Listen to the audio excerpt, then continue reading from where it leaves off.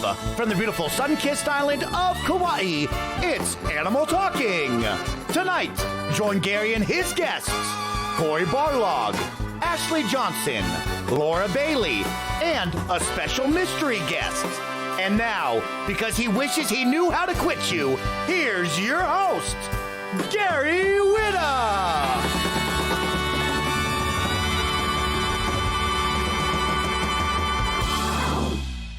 Hello, welcome to Animal Talking, the world's first and only live late-night talk show that takes place entirely inside a video game, Nintendo's Animal Crossing. Opening our show tonight with an all-new version of their recent hit, Past Life. Please welcome Selena Gomez and Trevor Daniel.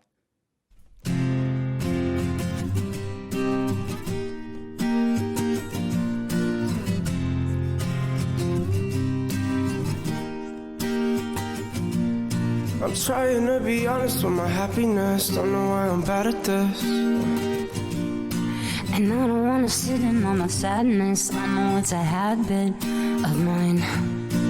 Perfect timing. I start what I don't know how to end. Don't mind me. I ruined it before it began. Last night was the last night, and my past life got me here like you could never figure me out. Last night was the last time, I never let you figure me out. Sitting here talking to myself, thinking how I used to. Only thing I'm used to. Last night was the last time, Gave me what I wanted when I needed it. Honestly, I mean it. And if I could convince myself to feel it, you know I would feel it, I would. Perfect timing. I saw it, I don't know how to end. Don't mind me. I ruined it before it began. Last night was the last night, and my past life got me here like you can never figure me out. Last night was the last time, I'll never let you figure me out. Sitting here talking to myself, thinking how I used to. Only thing I'm used to. Last night was the last night in my past life.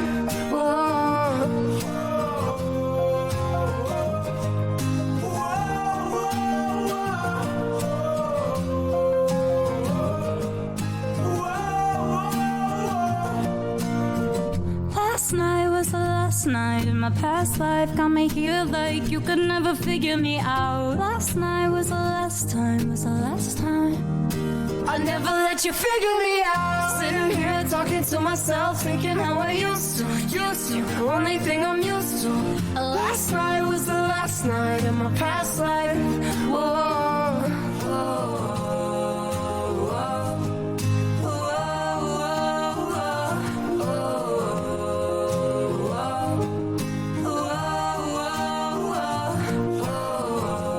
Where we've been, what we know, we'll never go away. We'll never go away. Where we've been, what we know, we'll never go away. We'll never go away.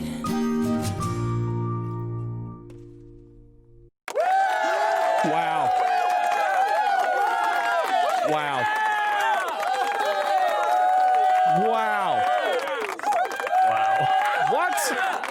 What just happened? What just happened? Adam, I don't even know. It's amazing. I don't even know what to say. I'm all discombobulated. Trevor Daniel has to leave us right back and go immediately right back to the mainland, but joining us live, I can't believe she's actually here with us on the Animal Talking couch right now, is the real life Selena Gomez. Selena, thank you so much for coming on the show. Of course. Thank you. Oh my goodness. Like, I guess my first question is like, how, I still don't know. How did this happen? How are you here? This makes no sense. You are legitimately a super duper famous person. And this is the dumbest show. I have no idea how we got you. I'm just so glad that you're here. I agree. I'm just kidding.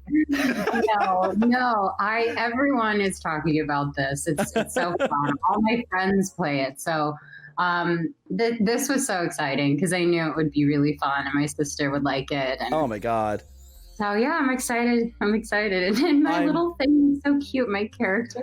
Okay, so first of all, we have to give credit to my wife, Leah Whitta, who designs the avatars for celebrities who want to come on the show but don't have their own character. Let's give a big shout out to my wife, my wonderful wife and executive producer, Leah Whitta, who created your avatar. Look at you. I mean, you're adorable in real life, but look at this Animal Crossing version of you. It's the best. Oh, I love it. It's so fun. And also, I must commend you on your dress. We've seen all sorts on this show. People dress up all kinds of different ways, and some of our guests are very, very picky. They really want to dress up. They really put our wardrobe department to work. But I love the fact that what you requested was very simple: a blue sweatshirt and white jeans, kind of a normcore kind of look, I guess. Is this typically your style? I love the fact that you're just, kind of like, you're around the house kind of look for the show. I think it's very cool. Thank you. Yes, I wanted it to be simple because that is kind of me, and if I would perform this acoustic, I think I would be very, like, in front of people, I would be very much that way. I don't really get super dressed up unless it's a show or something that I feel like I need to, but in reality, if I could just sing in my jeans and t-shirt the rest of my life, I would. I mean, I have to dress up. I'm the host. I have to wear a suit. Adam, my band leader, of course, wears all kinds of ostentatious outfits. So I love the fact that you're kind of keeping it real. Now, Selena, before we go any further, I have to. We're going to do a whole chat. I'm going to be a professional talk show host, but first, I'm going to be very unprofessional and ask you to do me a massive, massive favor. I have a niece. Her name's Emma. She is the biggest Selena Gomez fan. I know that if you were to give her a shout out, I would basically get 1 billion trillion cool uncle points. I would be good for every Thanksgiving and Christmas for the rest of my life. Would you, the real life Selena Gomez, please give my niece Emma a little shout out? I'll hear you on the show. Of course, Emma. We're just saying hi over here on Animal Talking. Oh my God.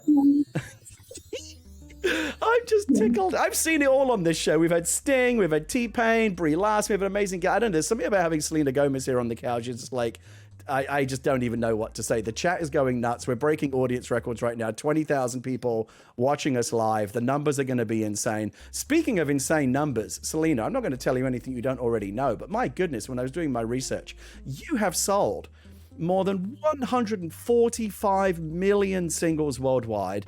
People have streamed your music more than 25 billion times. Rare, which is your latest album, is your third consecutive album to debut at number 1 on the Billboard charts. I mean, I guess you're hoping that by appearing here on Animal Talking, you'll really start to get your music career off the ground. I'm thinking all of that led up to this moment in my career. So this could be just the boost your career needs. Yes, exactly. That was all awkward things you were saying, but thank you. Yes, I love it. I mean, I don't want to make you feel any more awkward, but we talked about this in our pre-interview earlier today. I have about 100,000 followers on Twitter, and when I tweet something, I sometimes get overwhelmed with lots and lots of responses. You have 61 million followers on Twitter, and one of the reasons why the chat right now is so filled with Selena Gomez fans is that you did a tweet right before the show to your 61 million fans saying, "Hey, come check me out on Animal Talking." You also have 185 million followers on Instagram. That's bigger than most countries. I got to ask you, what is that even like, having that kind of stratospheric following on social media? I can't even comprehend it. Can you comprehend it? Well, I think that I've forgotten a little bit, not in a bad way. It's just that I never really pay attention to what people think of me. And I think that's really, really helped me stay in a healthy mindset of just being who I am. I've been very honest and I've been super open with people, and I disconnect from that world as best as I can. So I don't know. It's very weird, but I don't think about the amount of people. I can't get overwhelmed with that. I just do what I need to do or what I feel is best to do. I think that's very commendable. I want to talk to you, of course, about Past Life. It's a beautiful song that you opened the show with, a collaboration with Trevor Daniel. The studio version, the video that's out there right now, hopefully one of our very lovely mods will drop the link to the YouTube video. It's only got 13 million views. Maybe we can help you get that up a little bit. Sure. We're going to drop the link to the studio version. Let me see if I can actually do it. I got to do everything myself around. Here we go. Copy link. We're going to drop it right in here. There's the link to the Past Life music video if you want to go check out Selena and Trevor's very, very cool video. But what you brought to the show was something different, and this is really cool. This was actually a brand new, never before heard, all new version, which is kind of a more of a stripped down, unplugged, acoustic kind of version. I thought it was really beautiful. Was that fun to do, to kind of pare away all of the studio production and just like focus on your voice and the instruments? Definitely. Yeah, definitely. Just because actually how the song is created is basically from scrap, so it feels original and it feels really pretty. And we actually used some of the vocals when I did do a version that was a little quieter, had a little bit of that acoustic feel. So I think it turned out really well, and I was, I'm really happy with Trevor and how it's doing, and it's exciting. It's beautiful, and I hope you do release this this version that you played on the show night. We're actually going to drop it as a YouTube video tomorrow, so people can go listen to it if they missed the live show tonight. But I actually prefer, I think both are great, but I actually prefer the version we heard tonight to the studio version, because it just really, again, when you strip away all the stuff around it, it just really highlights what an amazing voice you have. Oh, thank you so much. So the Past Life was a collaboration with Trevor Daniel, who is a huge star in his own right. In the past, you've also all these amazing previous collaborations: Demi Lovato, A$AP Rocky, Kid Cudi, Cardi B, Marshmello. I got to ask you, you've collaborated with so many amazing artists. Is there still, like, who's on your wish list? Is there anyone that you really like? Who would be a dream collaboration for you musically? Oh, that's so hard. Is it me? No.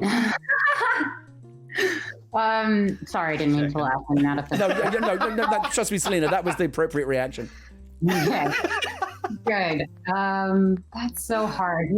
I'll say there's a few artists for sure, but I've always dreamt of doing a song with Taylor, and we both wanted to do that. It's just everything remains in our friendship, and so it just feels like we're family. I've known her for, I think, 13 or 14 years now. So, wow. She's been my best friend, but we've talked about it for sure. Only a matter of time before you collaborate on something, surely, if you're such good friends. You never know. Well, and also, not that you need any help making contacts in the music business, but we're no slouch over here. We've had Sting. By the way, your virtual butt is sitting on the exact same sofa cushion that Sting's virtual butt was on just a few weeks ago. I am honored. Isn't that something? That is amazing. And T-Pain's butt and bong were also on that. T-Pain was here. So if you're interested in doing a collaboration with Sting or T-Pain, maybe Animal Talking can hook you up. Okay, interesting. I'll let you know. I do want to also talk to you about Rare, which is this your current album. I'm going to do a little bit of magic here and put it up on the screen. Here is your album cover, Rare, Selena Gomez. This is what's currently in the stores if you want to go get the latest Selena Gomez album. And again, in doing my research, my goodness, look at this. Rolling Stone called it one of the best albums of 2020 so far. Shockingly beautiful and upbeat, they say. Divine ruthlessness, full of dancey clarity. 4 stars. People, this soulful new album, which Selena's voice is as sultry as ever, lets us know just how far she's come. Triumphant, says Bill. I could go all. You've got all these amazing notices. It kind of reminds me, Adam, of when Animal Talking first debuted, and we got all these incredible reviews. Selena, you must be thrilled with how this new album's been received. Yes, yeah, no, I was very, very happy. I mean, there's a whole personal journey during it that I was walking through, and I was just kind of nervous. I felt like it was the right timing, but I was super nervous to release it all, and especially release my first single. I was nervous, but of course, it's great when people love it, and it's even better when people acknowledge it as that as well. So I'm very happy. I think it's funny because I've already feel like I've been working on the new album, so I'm not very I'm not in that headspace as much, but I'm so proud of what we did. Oh, so as we're all listening to the current album, you're already working on the next one? Oh no, I don't know if I was supposed to say that. It's an Adam. It's an animal talking scoop. We just broke the biggest story in the music business. Selena Gomez currently at work on her new album. My goodness. I'm just playing with some stuff.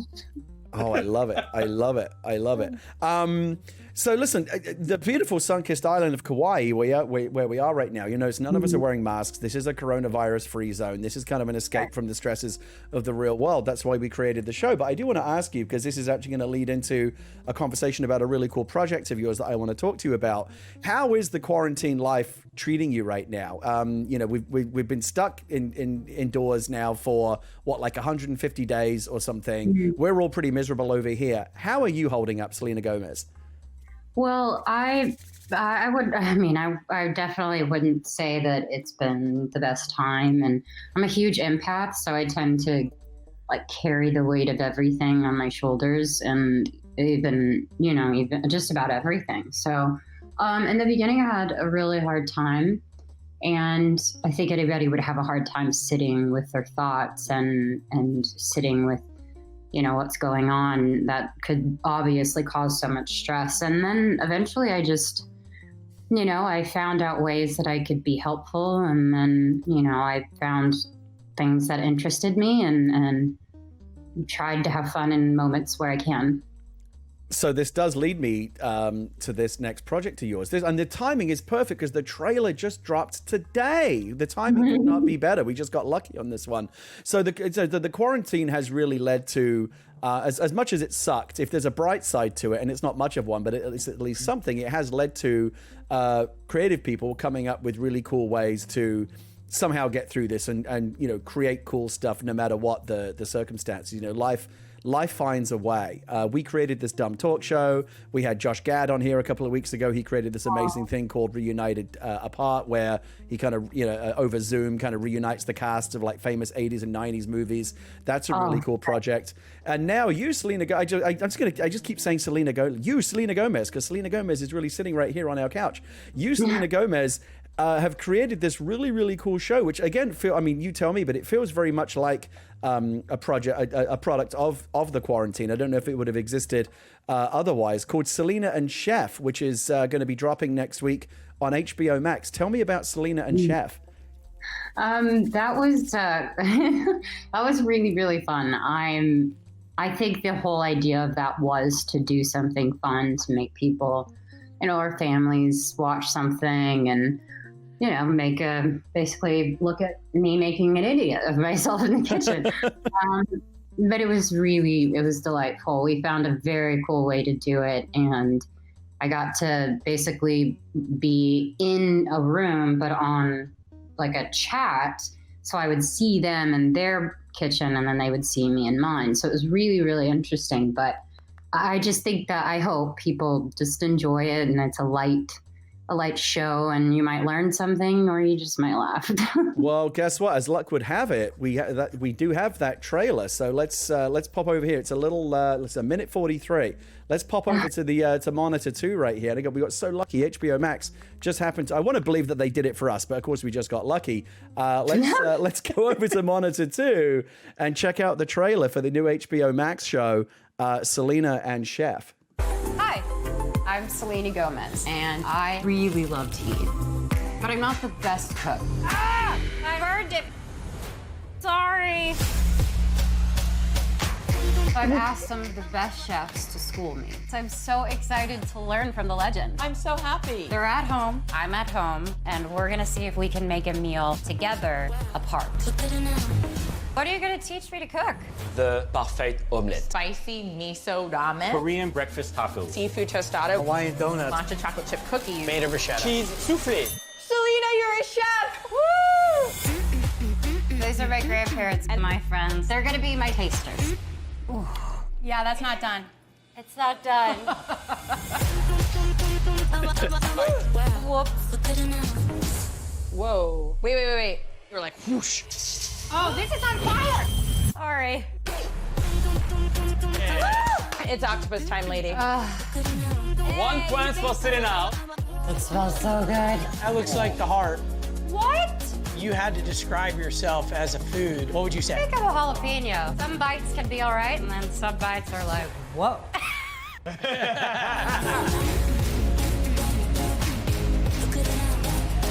Oh, I'm getting nervous. But then again, I did sign up to look like a fool on HBO Max. You'd be good at that.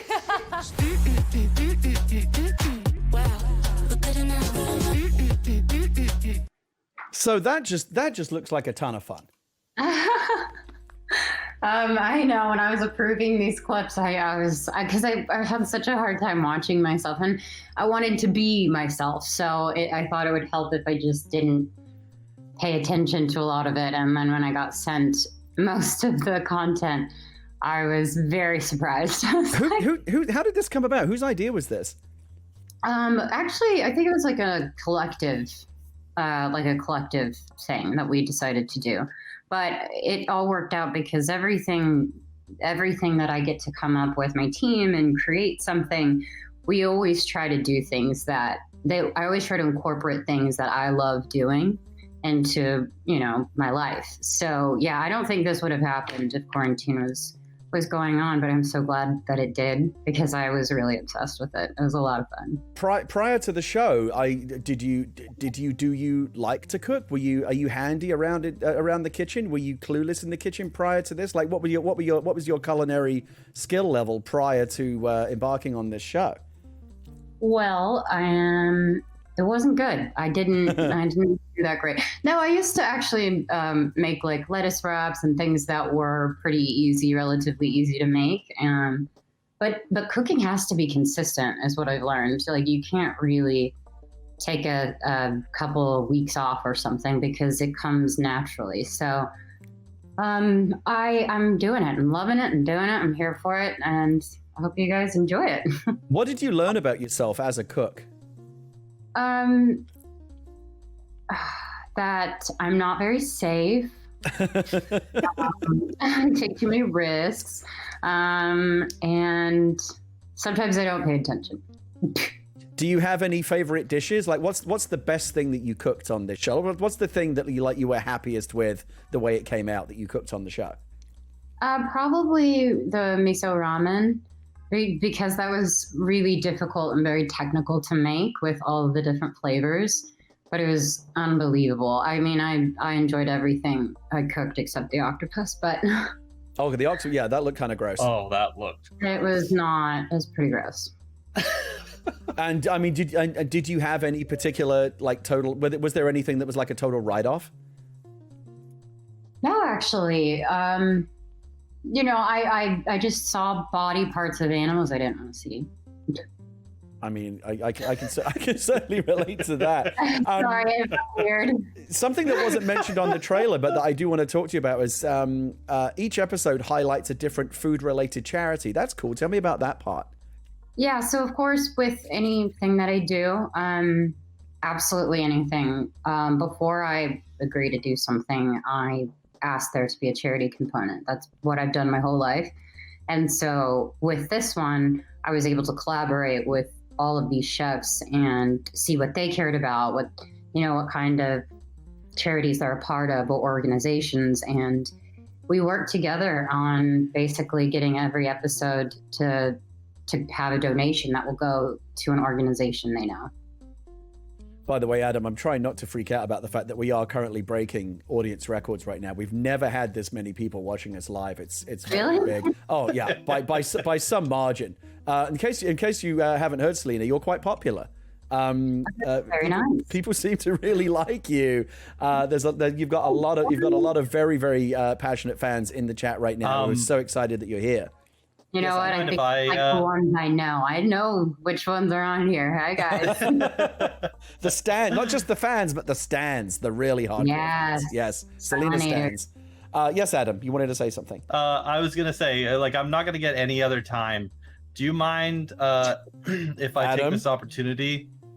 Do you mind if I take this opportunity to try and impress Selena for a moment? Well, I mean, I guess it depends on how exactly you intend to do that. You're not going to embarrass me, are you? Selena? Yeah. What do you think of this? Hang on. Oh God. Adam does this every time. What is in my face? What is in my face? It's a giant sunfish that Adam caught. He's very pleased with himself about it. I don't know what he's doing to me. He's making weird things. Yeah, Adam has a whole thing. I won't bore you with the It's details. sweating? Oh, I was like, what's happening? This is between me and Adam. I'll take it up with him after the show. Adam doesn't like it when he's not the center of attention for too long. He has to kind of upstage people. Even like big fish. Even when it's pretty clear like who the actual star on the stage right now is, as it is currently. Adam has to have his little moment. So that's not wrong. I'm impressed. Every episode he does it. He can't help himself. I'm sorry. What was that? What? Did you say you were impressed? I was impressed. God, this is like when I got Sting to admit on the show that I was his friend. Remember that? That was. He said it. He can't take it back. He can never take it back. And Adam, let's not forget, if you really want to get into a competition here, let's not forget that during the pre-interview, Selena said I had a very nice voice. Yes. True. I do like his voice very much. Thank you. Am I flirting through cartoons? I mean, why not? It's like there's no more harmless way to do it. We're all cartoons here. We're in a virtual world. We're in the metaverse. It's about as harmless. This is about as wholesome as it's ever going to get. So Selena and Chef, the first 3 episodes are going to start running on HBO Max August 13th. That's just 8 days away next Thursday. How many of these are you planning on? It says the first 3, but did you do more? How many are you planning on doing? I did 10 episodes. Oh, wow. Yes. Okay. So we'll eventually see all 10 on HBO Max. Right. And so I can't wait. I think it's like going to be something that I'm going to enjoy with my family, and my cousins are going to just make fun of me and stuff. So I can't wait. I mean, it looks like you had a lot of fun, even when things went wrong. I did. No, I really did. And so everything I did was just something new, something different, something gross. Good. I think I mentioned to you before, we've had the great Danny Trejo here on the show before. He's become a great friend of the show. And he originally came on to plug his cookbook, Trejo's Tacos. He loves to cook Mexican food. Maybe at some point we'll have to get you two on here together for some kind. I've always wanted to do a cooking segment somehow on the show. Maybe there's a way that we can figure that out. Hey, you guys figured out a whole planet and a world, so I'm pretty sure you can figure it out. And by the way, if you're looking for an idea for the sequel on HBO Max, if you ever want to do Selena and British Chef, if you're ever looking for someone to teach you how to make such classics as Toad in the Hole, Spotted Dick, and Bubble and Squeak, let me tell you need look no further. Okay. Do any of those sound appealing to you? It's okay. It's okay if they don't. Wow. I promise you, they're all so much tastier than they sound. Selena, what's next for you? What are you doing? What's the next thing? What do you want to do next? What are you doing next? I'm doing some stuff that will eventually roll out. The biggest thing I have next would be my rare beauty cosmetics. And I'm so excited about it because I've been working on it for 2 years. Tell us about it. And my whole goal with this line was exactly what it turned out to be, is that makeup is meant to be, something that you enjoy and that maybe it makes you feel comfortable. But I don't like the pressure of where young kids or young girls or men, whoever, just feeling the pressure that they need to have it a certain way, or if they don't do this style or that style, it's bad. I wanted an entire space that made people understand what the word rare means. And we're really big on mental health as well. So on top of our products being very, very easy, they're not too expensive. We've had all of my makeup tested for every possible thing with optometrists. That's how you say the word. Basically, we had this going on for such a long time because I wanted it to be so easy, just classic, and I wanted it to become a safe place. So I'm excited about that because it's not just gonna. I don't think it will be, but it's not just gonna be. I'm not a celebrity attaching my name to a line. This is a line I created from scratch, and I couldn't be more excited. I'm doing some live, right as we're talking, I'm multitasking here and doing some live research on Rare Beauty. It says here, September 3rd at Sephora at rarebeauty.com. Is that correct? Correct. Thanks for that plug. Like I said, it's you know, I mean, like I said, Selena, you only have 185 million followers on Instagram. You clearly need help. Getting the word out. Here, I'm putting this up right here. You can go to rarebeauty.com right now. Coming September 3rd, you can put in your email, and you can get more information. This is very cool. I love it. And I love that you're doing it in like a ethical, sustainable kind of way. I think we need more of that in the world. Definitely, I think so too. Selena, you've been so generous with your time, and I don't want to monopolize you because I know you're obviously a very, very busy person, and we're going to get to our next guest pretty soon. So I'm going to let you go very, very soon. Before that happens, though, and again, I would never ambush you on the show, but I did warn you in our pre-interview. We do have a tradition here on Animal Talking. We like it whenever possible for our guests to tell a bad joke. And I asked you, I said, do you know any bad jokes? And you went, oh, I know a lot of them. So I'm actually really interested to hear what you have for us, because my expectations are high. Don't say that. Whoa, no pressure. My phone. Whoa. Okay, hang on. I wrote them down, but you wrote them down. Is there more than one? I mean, like, feel free to do like a 2 or 3 if you can't choose between the best ones. You want to do a set? You can come over to the microphone. Yeah, you can do a whole. We have had stand-up comics on the show. Feel free to work on your routine here on the show. You can workshop. Okay. Do you have a joke for us? Yes. All right, I'm listening. How do you get a nut? How do you get a squirrel to like you? I don't know. Act like a nut. All right, okay. That's the right level of comedy. That's what we like on this show. Wait, hang on. You got more? Okay. I could listen to you tell jokes all day. Go ahead. It's so bad. I don't trust stairs. They're always up to something. Oh my God. Did you just laugh at your own joke? No, was that Adam? I couldn't tell. It was her and me. I don't trust stairs. They're always up to something. She wasn't even finished telling the joke, and she was laughing. Adam couldn't even get to. Selena's cracking herself up. I love it. I mean, is there more? Does it get better? I can't believe that it gets better than this. Why don't eggs tell jokes? I'm sorry. Why don't eggs tell jokes? Yeah. I don't know. They crack each other up. Oh! Hold on. I gotta get the laughter going. That one's worth some canned laughter. Oh my God, Selena! My cup runneth over with Selena Gomez. Selena, you've conquered the acting world, the music world. You're about to conquer the cosmetics world. I mean, maybe comedy is the next frontier for you. Hey, technically, that was my first job on Disney. Yeah. That's true. That's true. Yeah.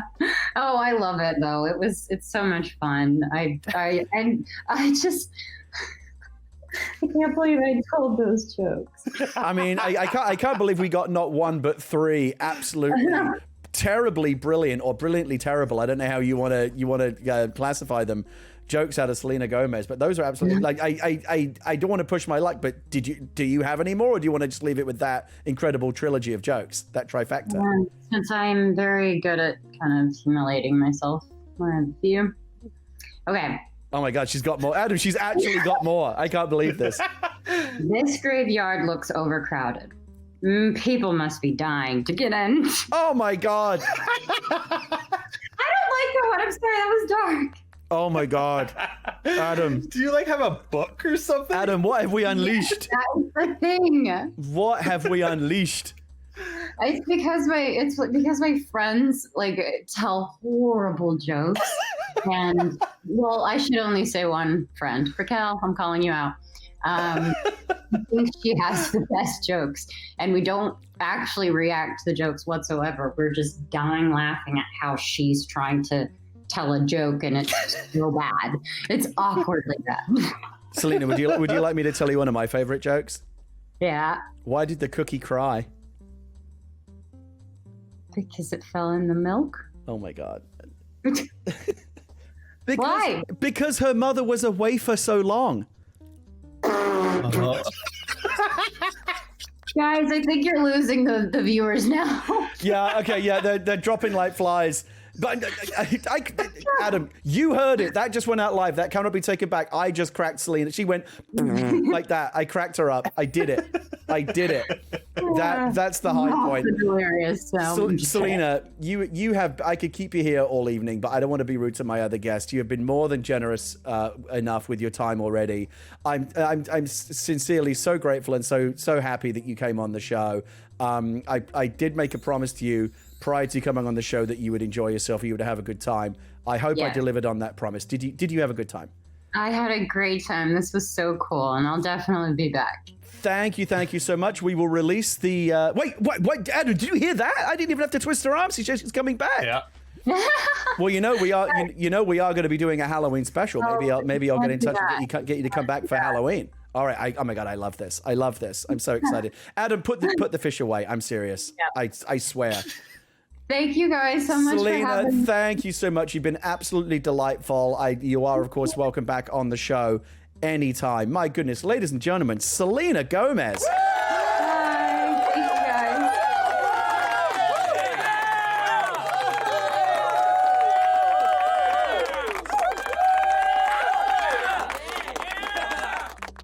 Adam, what just happened? That was something else. That wasn't like a sound-alike or a fake thing. That was the real Selena Gomez on this ridiculous show that is held together with shoestring and duct tape and has no budget, no staff, is the dumbest thing ever. A few months ago, I was sitting on this behind this desk interviewing basically my wife and her friend. Not that they're not lovely people, they are. But now and now here we are just a few months later interviewing live Selena Gomez, who is also debuting never before heard music on the show and telling terrible jokes and laughing at mine. I don't even know where to start. What a great song. What an amazing song that was. Stay tuned tomorrow. So this is actually a perfect time for me to plug this. While you're still here with us, please do go and watch this, Adam. I'm going to do something really obnoxious. Please do go over to our YouTube channel, youtube.com/GWhitta. That is the home of Animal Talking on the web. If this is your first time here, this is about the 20th something episode that we've done. We've done these. We've had Brie Larson, Sting, T-Pain, Elijah Wood, Danny Trejo, all kinds of amazing guests on the show. You can go and watch every single full episode, plus clips and highlights, musical performances, stand-up comedy.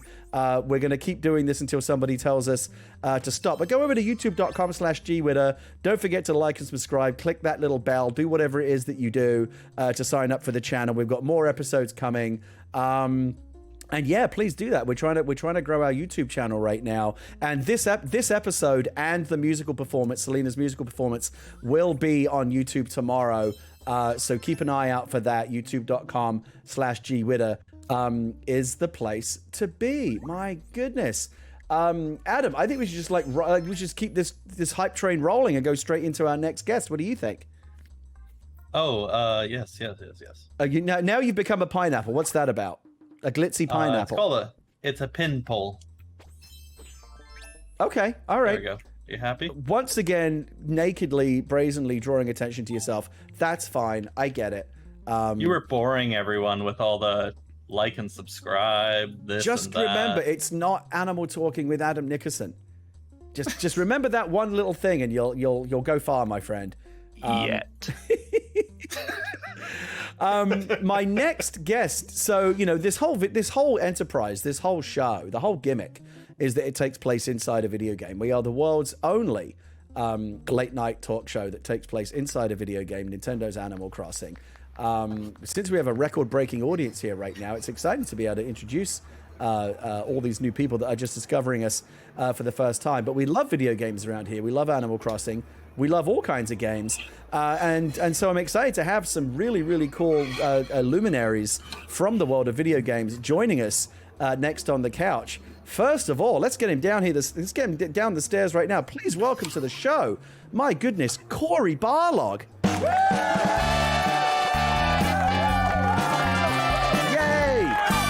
Yay! Hello! There he is. Oh, this is so great. Oh my goodness, so loud. I love it. Sounded Cory, like Chewy. Corey, don't sit all the way over there. Come sidle up to me. Come get a little bit closer. Hold on. There we go. Now I have to. Video game expert here. That's right. There we go. Now I feel like I'm sitting much get? closer. There we go. Is that the closest I can get? Now run into the arm here. Yeah, the trick to do it is to walk into the arm of the chair, and then it will put you. There you go. Look at that. Now you're as close as I like to get with my guests. That is so good. I'm sorry that your record-breaking audience is probably going to start deteriorating. I'm the guy who follows Keanu Reeves at E3, and everyone's like, wait, that was just Keanu Reeves. Corey, look at it this way. Selena Gomez just opened for you. I know, right? That's what I'm saying. That's amazing. Cory Barlog, my goodness, thank you so much for joining us on the show. And by the way, I love this outfit, this custom, of course, the classic boy. I love that you're representing God of War here on the show. I love it. Yeah, that's about the extent of my artistic abilities, is to be able to spell out boy onto the t-shirt. That's about it. Corey, when we did our sound check the other day, sound checks and pre-interviews usually last about 20 minutes. You and I ended up talking up a storm for like more than an hour, just like chatting, which frankly I think is a testament to how interesting I am. But you were also very delightful. For this interview, we touched on so many subjects that I want to talk about now that we're actually here for the real live interview. And by the way, the audience has barely sloped off at all. Selena had about 27,000 people in the chat. We've got 26,000. So that's amazing. The Venn diagram of Cory Barlog fans and Selena Gomez fans might be more of an overlap than you realize. That's true. Or everyone's just waiting for Laura and Ashley. But either way, I'm a winner. It could be that. You could just be the filler. Yeah. That's all right.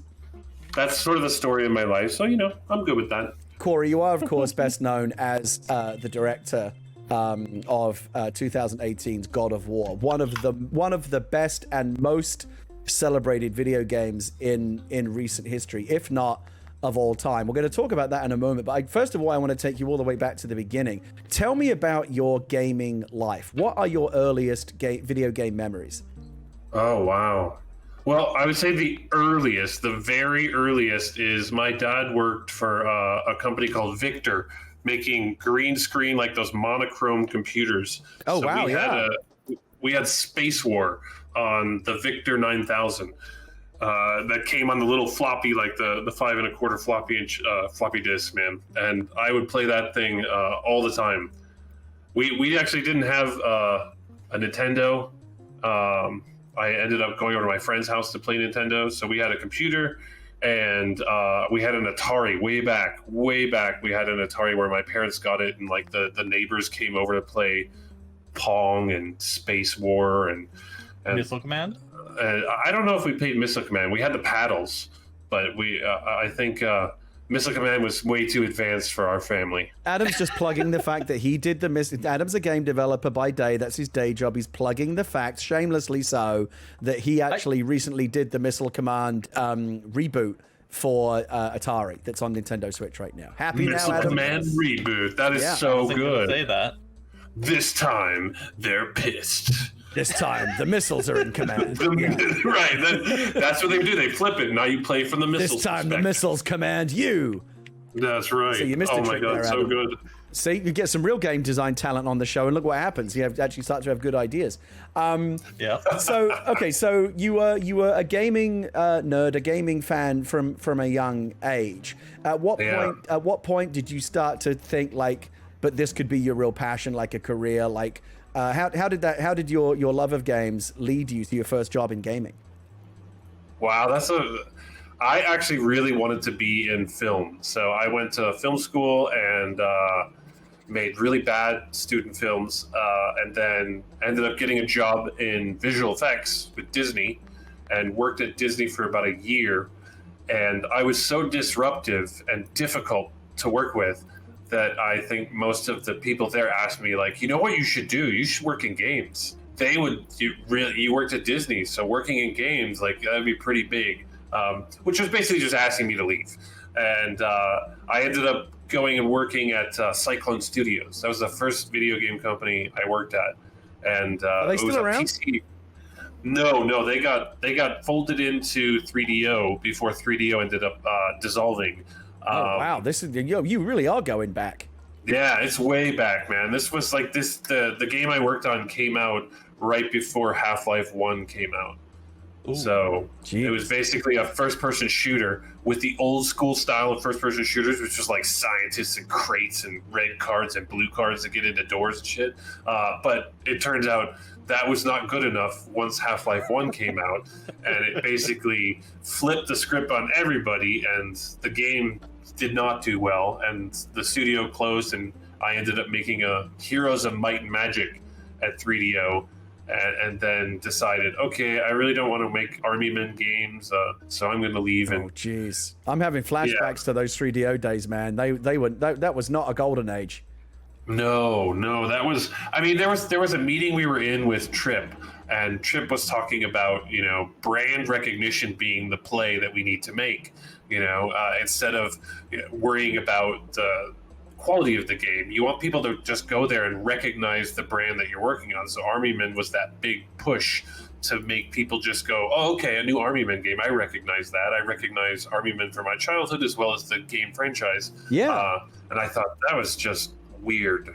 I was like, it didn't compute to say, don't worry about the quality. That made, maybe don't do that. Maybe move on to something else. Can I just say, it's so refreshing to talk to another oldster, basically. Right. Someone who's old enough to remember all the same awful things that I remember. Like I worked on PC Gamer back in the late 90s, and we were right next door to a magazine called Next Generation. We did the PC games, they did the console games.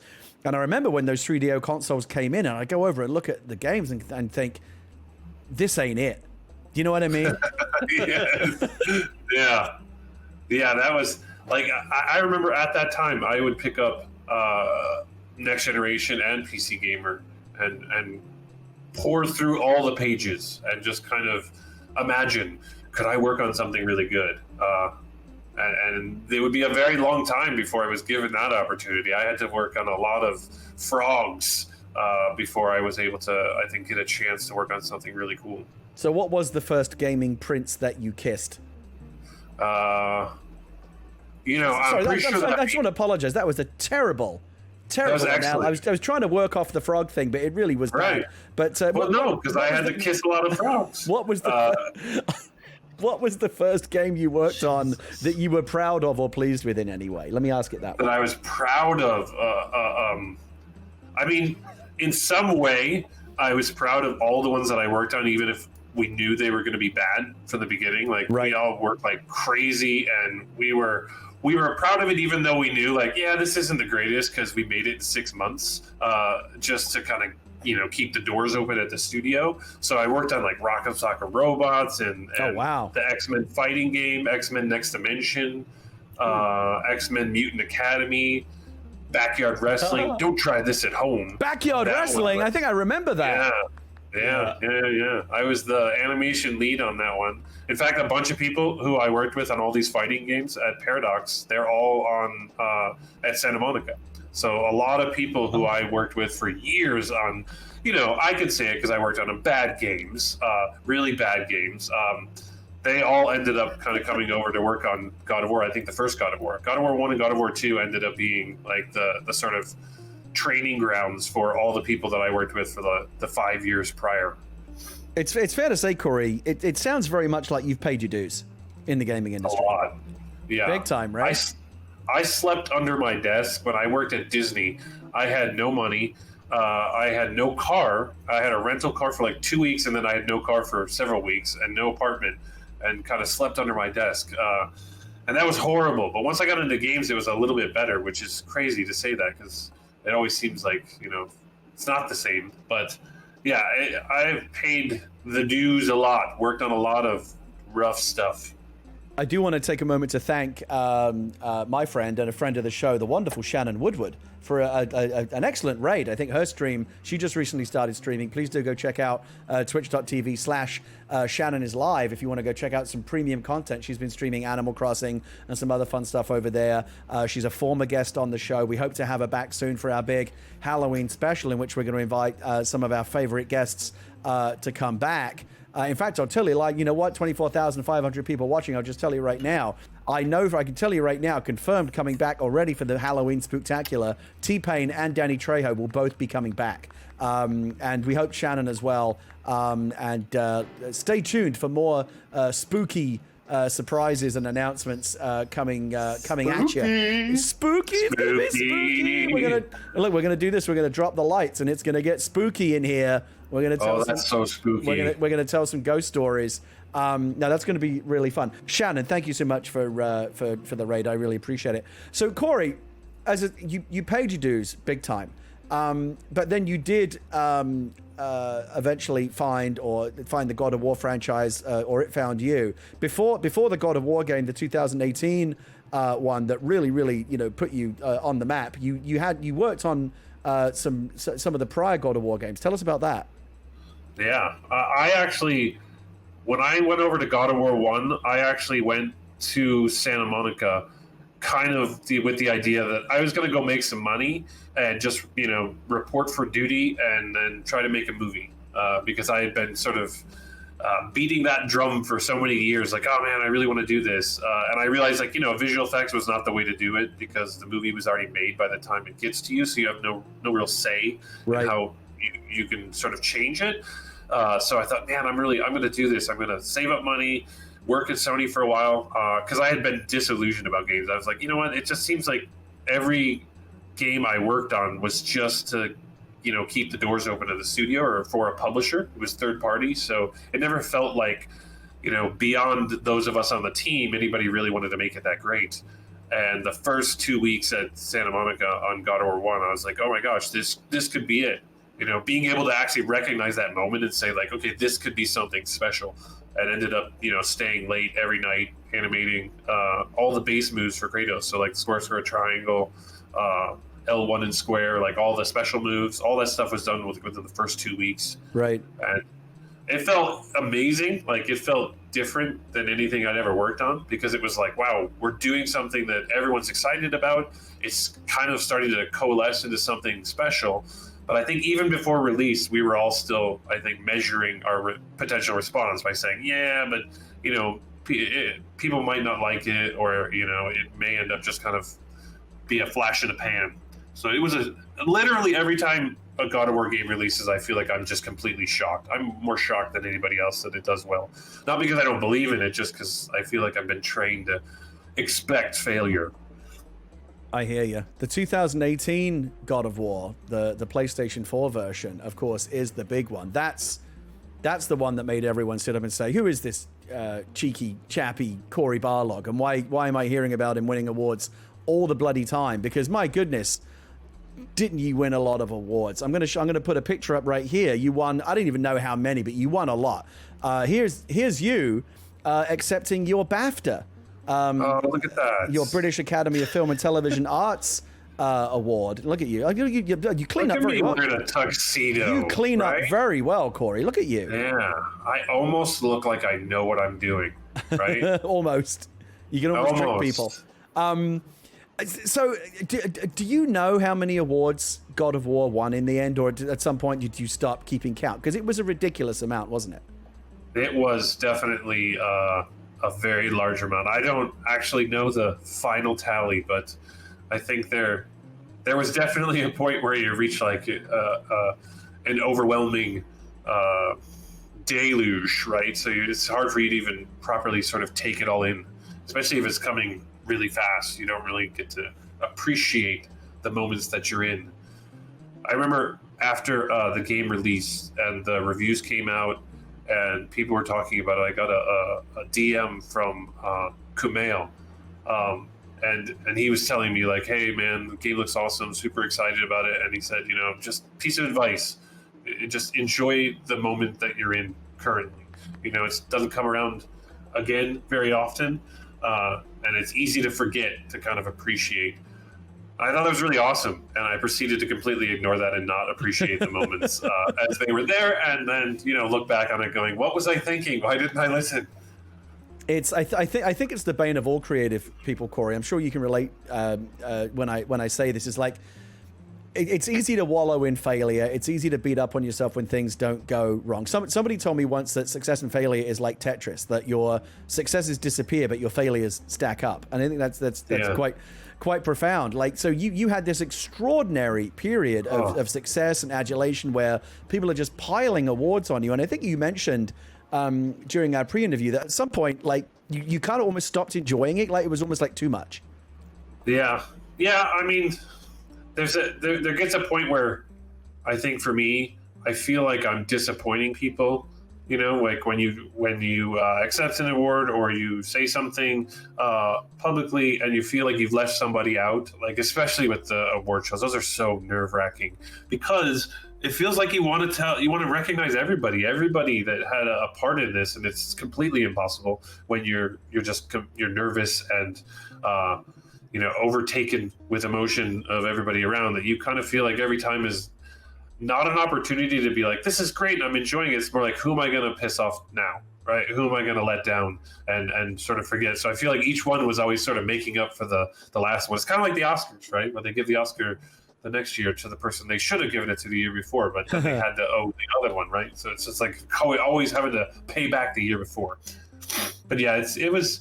I mean, it sounds like I totally appreciate it, and like to say that seems like you don't appreciate the awards, but I absolutely am just overwhelmed with the response and the support that we've had from everybody and the fans. But it's pretty damn intense, man. I totally hear you on the Oscar thing too. It's been since 2013. I'm still waiting for the Academy to make good on overlooking After Earth. What the hell? Right. Come on. Right. And I think that they're catching up, right? I think it's going to be this year. That movie is overdue for a critical reevaluation. I think so. Again, it's fascinating to me. Like, so when I go to Sony, I've been to Sony before, and they have this very flashy lobby where they put a lot of their trophies and awards in a cabinet so they can impress their visitors while they're waiting in the lobby, drinking their bottled water and whatnot. Is there a conversation between you? Because a lot of these literally have it's not an award to Sony, it's an award to you, Cory Barlog. Like, is there a conversation that you have about like where they're kept? Like, do you get to take some of them home? Does Sony insist on keeping some in the lobby? Like, what's that? Because I know you've had this conversation. What is that like?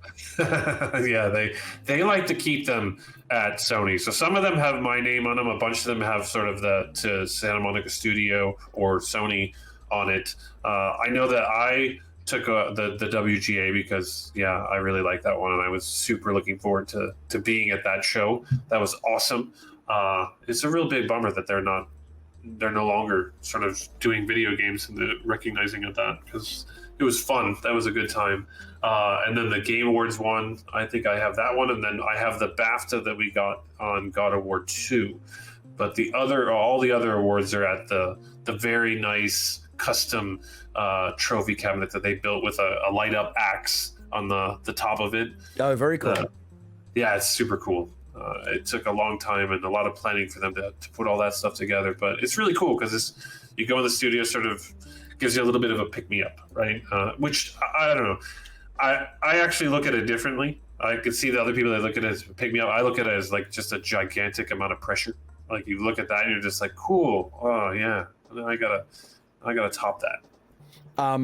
So you mentioned that one of the ones that you insisted on taking home was the BAFTA. Good call, by the way, because the BAFTA's classy because it's British. That's how you know it's classy. It's totally classy because it's British, yeah. That's what makes it prestigious. Maybe not so much as it used to be these days, but certainly historically. Wait, well then what are you saying? It's no longer prestigious because I got one now? No. It's messed up. It's no longer prestigious. More along the lines of it's no longer prestigious because Britain is no longer prestigious. But yes, unfortunately. Maybe they should just call it the Take this AFTA. from a non-award winner. Awards. Have you never won an award, Adam? I don't know. I don't think so. Oh, that's sad. We'll get you one. That I know of. Yeah, I'll just try for what are those things you guys got? BAFTAs or something? Get you an award for like best band leader in a virtual talk show. How about that? And the winner is. Oh, please don't send me some crappy statue that says best band leader. I don't need an award that bad. What about a mug? Put that somewhere. A what? A mug, maybe a T-shirt, or a sculpture. Yeah, like we could do like a custom sculpture of you. Ooh, I like this. We'll come up with something. Yeah.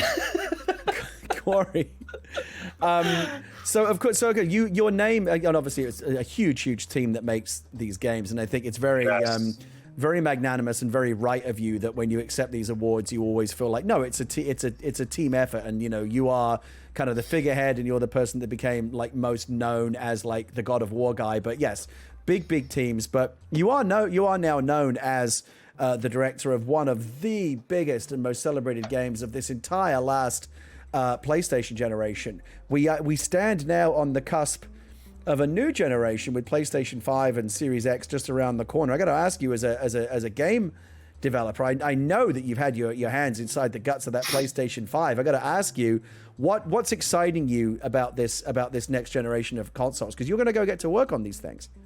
Yeah, and the scene that you describe is exactly how it is. It's like a surgical scene with my sort of sleeves pulled up, and they're just inside the guts of the PS5, and I'm just like ripping out wires and shit.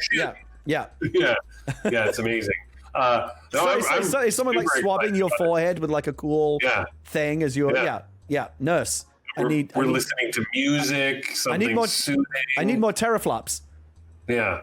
More teraflops, please. Yeah. It's pretty exciting, actually. There's a lot of stuff that we've been sort of messing around with and seeing, especially for me, the SSD is just amazing, right? Like I'm impatient and I don't like any kind of load time. So we've gone to great lengths in the series, like all the way back to the PS2, of trying to hide any kind of loading so that you never really feel like you're having that artificial layer of the game break you out of it. We let the menus do that and all the upgrading and stuff. But there's some really cool stuff that I think we're going to be able to do. And like with every generation, it always feels like we master the generation right when it's like, oh, there's a new one coming up, and you're like, but I just finally got this one. But I think this is going to be a little bit different. Like as the sort of consoles progress, it feels like we've gotten a really good foundation of understanding. So transitioning between generations is going to be a little bit less of a massive leap of faith, right? Like PS2 to PS3 was this really big, like, turn your head differently and kind of look at like, oh wow, you could do that, but it takes a little bit to figure it out. So I'm always a little sad in the loss, or not the loss, but the change of a generation, because I feel like all the cool tricks that we learned, now we got to learn all these new tricks, which is great. That's fun, but you feel a little bit less in control of things. One of the things that I thought was fascinating, that when we talked about this in the pre-interview, is that when a new generation comes out, from a developer's point of view, from a technical standpoint, it's almost like, okay, multiple steps forward, but maybe also 1 or 2 steps back as well, in terms of like The Last of Us Part 2 or God of War or any of these, or like Ghost of Tsushima, like any of these like super high-end games. None of those games would have been possible like the first year of the PlayStation 4, because it took all of these years of game developers learning the system and the architecture and how to squeeze every last ounce of performance out of the system, so that at the back in the final years of the system, we're really seeing like what it's really capable of. So now when the next generation comes out, more powerful, but you're a little bit back to square one in terms of learning how to get the best out of the system.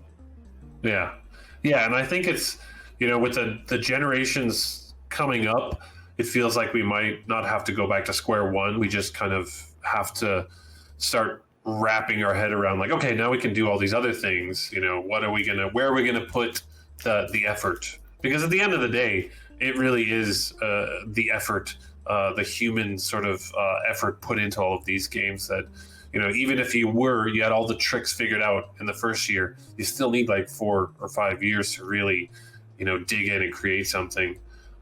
So, what personally excites you most about this next generation? Like, what's the one thing that you're like? I get both as a gamer, someone who's going to play a bunch of games, and someone who's going to be tasked with making games for the next generation of hardware. Specifically, I'm sure the PlayStation 5. What's like the one thing you're most excited about? Ooh, wow. This is always the question. You got to narrow it down to the one thing you're excited about. Look, there are so many great game studios right now that I would say that the games that are going to be made in the next generation of the people trying to figure out new clever concepts, that's exciting. Like, I don't know, like for me, next gen Bubsy. Right. Adam, stop it. Really, yeah, it's Ty the Tasmanian Tiger is really what I'm imagining. Is like that's the future. That is the future. No, I would say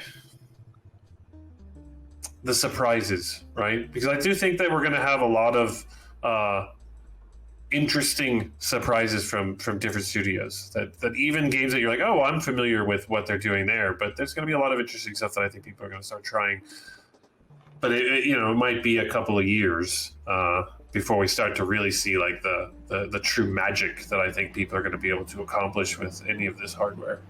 It's going to be super exciting. I know what my answer is. No more micro USB cables. USB-C, baby. Oh, yeah. That plug's going to fit either way.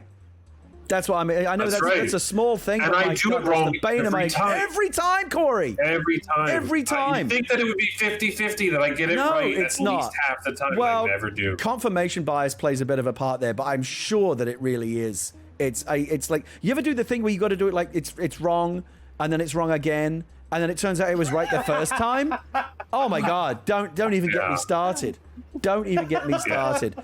I start to question everything at that point. So, Corey, here's the part where we make the lovely people at Sony PR, who I know are watching right now, we start to make them a bit nervous. God of War came out in 2018. It's now 2020. You made one of the biggest, most popular, most celebrated, most admired games on the last generation. We stand now on the cusp of the next generation. Cory Barlog, I'm just going to ask you, what you up to? What you doing? What's going on? I'm just catching up on a lot of Paw Patrol, and my son just really got into watching Winnie the Pooh. So these are kind of the focal points, and then also playing some really amazing games like Ghost of Tsushima. Tsushima's good, right? we're really enjoying that in our house. It's so good. Like seriously, when I played with the wind mechanic, like the first time I sort of understood, the wind is guiding me through there, and then kind of was really seeing what they did, how subtle and how obvious, like, and deliberate it was. I was like, man, I can imagine myself trying to pitch that to people and be like, the wind is going to be your guidance system, and everyone just be like, that's crazy. I don't want to even talk about that anymore. But they did such a good job, and it's such a simple system that probably took a tremendous amount of time to really nail down, and that is amazing. There's so many games that have these like little touches, these little ideas that actually improve the quality of life, or just really try something that you're like, oh my gosh, I cannot believe they were able to successfully get that, like to land that. All I know is, Corey, is that Selena Gomez came on here and dropped a little hint of a potential Taylor Swift collab. I feel like she's thrown down the gauntlet in terms of breaking news on the show. So I got to ask you, what have you got for us? Well, I mean, look, T Swift and I have been in conversations about a collaboration, but then she started talking to Selena, and I was like, "Hey, T Swift, what's up with that? That's weird. Sure, you're in the same industry, but I thought we were going to do that cooking show together." And then Selena announces a cooking show, and I'm just like, you know what? Wow. At this point, everything's been done. What could I possibly announce that hasn't already been done? All of your best ideas. Yeah, I feel like, I came up with that. Like Tesla, I totally came up with that, and then somebody else stole it. You better hope that she doesn't have any ideas for video games. She could really eat your lunch. Right. Or make my lunch from the cooking show. So I think that would be amazing. And this is why you have all these BAFTAs and awards, because this is the way mine works. It's like it's like watching this beautiful mind at work right in front of me. Really, is something else. A lot of people in the chat, don't get me wrong, they loved Selena and they love you, Corey, but there's a lot of people in the chat who are really, really excited to get our next guests on the show, on the stage, and they've been waiting very patiently. As they should be. I think we should get to it. Now, here's what happened. We'll bring them on in just a moment. Laura Bailey and Ashley Johnson, as it worked out, we ended up scheduling their sound check and their pre-interview together. It was just convenient to do it that way. But as it turns out, of course, they're great friends. They know each other. They appear on Critical Role together. They're in Last of Us Part 2 together. And we had so much fun with the two of them during the pre-interview and the sound check, just kind of cracking each other up, that I thought, you know what? Let's get them on together. Let's bring them on as a pair. Now, I'm a little bit nervous about this because you know, I don't want it to. I feel like they're clearly thick as thieves. They're kind of like the two kids that you need to separate in school because they just, you know, when you let them sit together, they make all kinds of trouble. Oh yeah. You know what I'm saying? Well, you're about They're troublemakers. They were tearing up the green room back there. It was like I know. It was like a Motley Crue scene. They were just kicking chairs over, honestly, like running into people, saying, "Can I go down the stairs yet? Can I go down the stairs yet?" It hasn't been this bad since the people from What's Good Games crashed. I was trying to interview Tim Schafer, Corey. I was doing like a proper interview. And the What's Good Games crew crashed the stage because they could not wait 1 second longer for their moment in the limelight. They crashed the stage. It was absolute chaos. I had to have very stern words with my stage manager, Kate Stark, after the show because she allowed it to happen.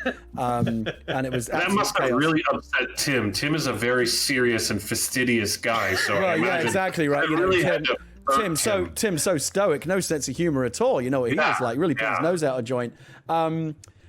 You know what? Everyone's been waiting. Let's get to it. Please, let's just do it. Please welcome to the show. My goodness, it's so lucky to have him here. Please welcome to the show, Laura Bailey and Ashley Johnson. Yay!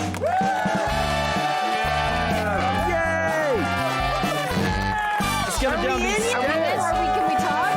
You're here. You are here. Oh my goodness.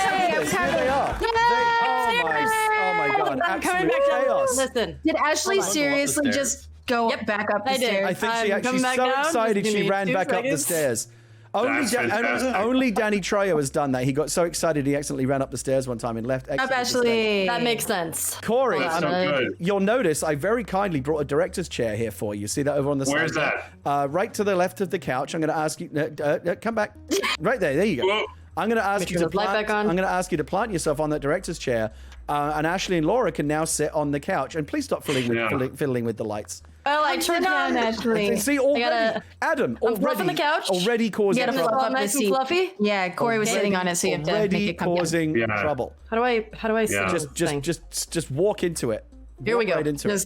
There we go. There you go. Okay. Okay. Now, that's so good. Forgive me. Which one is which? Okay. Oh no, you have to guess. Oh God. Oh, you played Joel, right? Absolutely. I'm so excited I accidentally brought up my emote wheel. Laura, and you know what? I don't know which one is which. I don't care. It doesn't matter. I'm just happy to have you have both the here. pink hair. Okay. All right. Okay.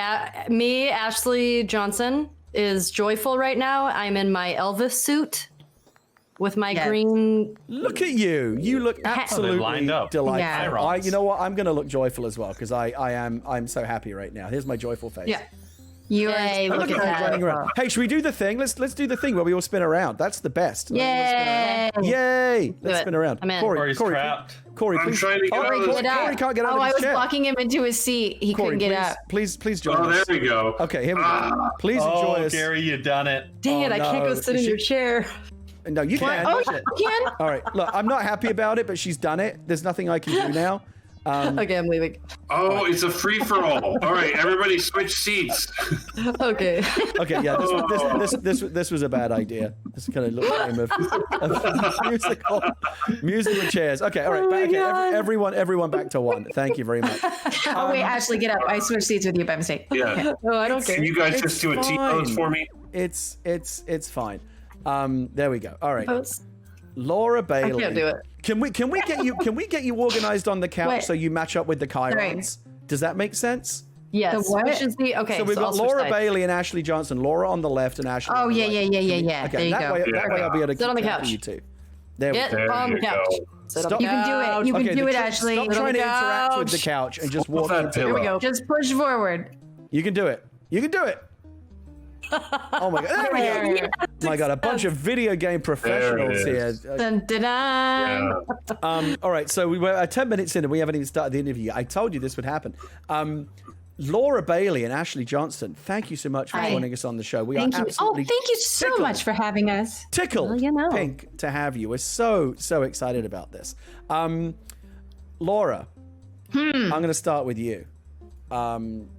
You have the most incredible resume as an actor, especially in the world of video games. I mean, I just rattled off a few here: Blood Rain, World of Warcraft, Street Fighter, the Uncharted games, Dragon Age, Sonic the Hedgehog, Fire Emblem, Final Fantasy, Skyrim, Halo, Spider-Man, and then outside of games, Dragon Ball Z, Full Metal Alchemist. You played Black Widow in a bunch of Marvel bringing projects. it back old school, yeah. I mean, and the list just goes on and on. You might be the most accomplished person I've ever met. That's too much, but you might be. Back that up a little bit. But my goodness, what an incredible resume you have. Oh, thanks. And Ashley Johnson, of course, no slouch either. You've been on Teen Titans. A little bit of a slouch. Not a slouch. I had to wear a back brace for my slouch. You have, that was such a stupid joke. I don't want to sound like too much of a fanboy, but having just recently completed, well, my wife finished it, and I just said, like, watch out for that guy, he's going to shoot you and stuff like that. She did all the hard work, and I said, you pick up that collectible and things like that. But it's so weird to talk to you, Ashley, because I can hear Ellie in your voice. It's not that your Ellie voice is not that different from your natural speaking voice. So when I talk to you, I hear Ellie, and it's freaking me out, but like in a good way. Corey, do you know what I'm talking about? You can hear Ellie, that's right? Good. I guess I'm freaking out because I actually thought she was Ellie. So I mean, this is actually news to me, and I need some time to process. That's how good the performance is. Yeah. Well, I mean, it's just my voice, so I don't know. Well, thanks. Ashley, you were also on NBC's Blind Spot. I got a little picture here that I'm going to queue up. Let's go over here. Oh, Look boy. at you, looking very professional and cool. By the way, this is the kind of TV show that I like. If it has lots of like very high tech looking flat screen displays, I'm in. Like that's what I want from my TV show. And you look, I mean, I don't know if you're monitoring the stream right now, but this looks like a very cool character that you played on Blind Spot. Yeah, it was super fun. I was kind of the techie nerd of the show, and my full name was William Patterson, and I was a special agent, and yeah, it was a blast. I mean, I if you like monitors, we had them everywhere. So and iPads. I love those. And iPads for days. Big flat displays. As long as it's got like graphics that are way more fancy than anything you ever see, like in a real crime lab. Like I'm all over it. Like I love that kind of stuff. Oh yeah, the graphics were pretty amazing. Like we had to work with. We had actually a whole. Every scene was planned out with the touch screens, and so we had to sort of work with the dialogue and the touch screens and make sure everything would pop up at the right time. And it was complicated, but it was super, super fun.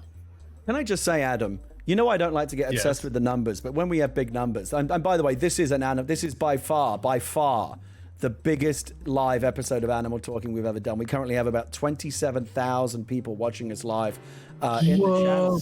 Selena brought a lot of that in, obviously, but like she's been gone for like an hour, and we still have almost pretty much all of her audience, and I think that's testament to the pulling power, the star power of Cory and Ashley and Laura. When I put out the promo poster last week, it was like, ooh, who's the special mystery guest? And they were like, we don't care. We're already excited enough about Ashley and Laura and Cory. So like, my goodness, you guys have a lot of fans.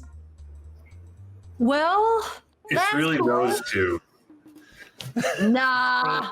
The critters, man. Critters go hard. Critters go hard, That's man. true. Seriously. Yeah. Now, Ashley, you are perhaps you've done all this amazing stuff, but are perhaps best known, certainly among the audience that's here with us on the Twitch channel, and certainly right now, of course, for playing Ellie in The Last of Us Part 2 and the first one, and Left Behind. In fact, we were talking to Cory about him winning BAFTAs. You're a 2-time BAFTA winner for playing Ellie. And in fact, here we go. I'm going to do it again. I'm going to embarrass you again. Here you are doing your trademark Vulcan salute, from which you derive your treatment. Here you are. Do you remember which one this was? Was that dork? Is this for the original game, or is this for Left Behind? Which BAFTA was this? Do you remember? I believe that was for Left Behind, because I could not go the first time. Okay. For the full game. I couldn't go to London at the time, but I was able to go for Left Behind, and that was a super crazy and fun experience. And I had a that was cool. That was really, really special. By the way, I think we got to show Cory showing off his BAFTA earlier. We got to show Ashley showing off hers. You know what? I don't want to be left behind. Here's mine. How convenient!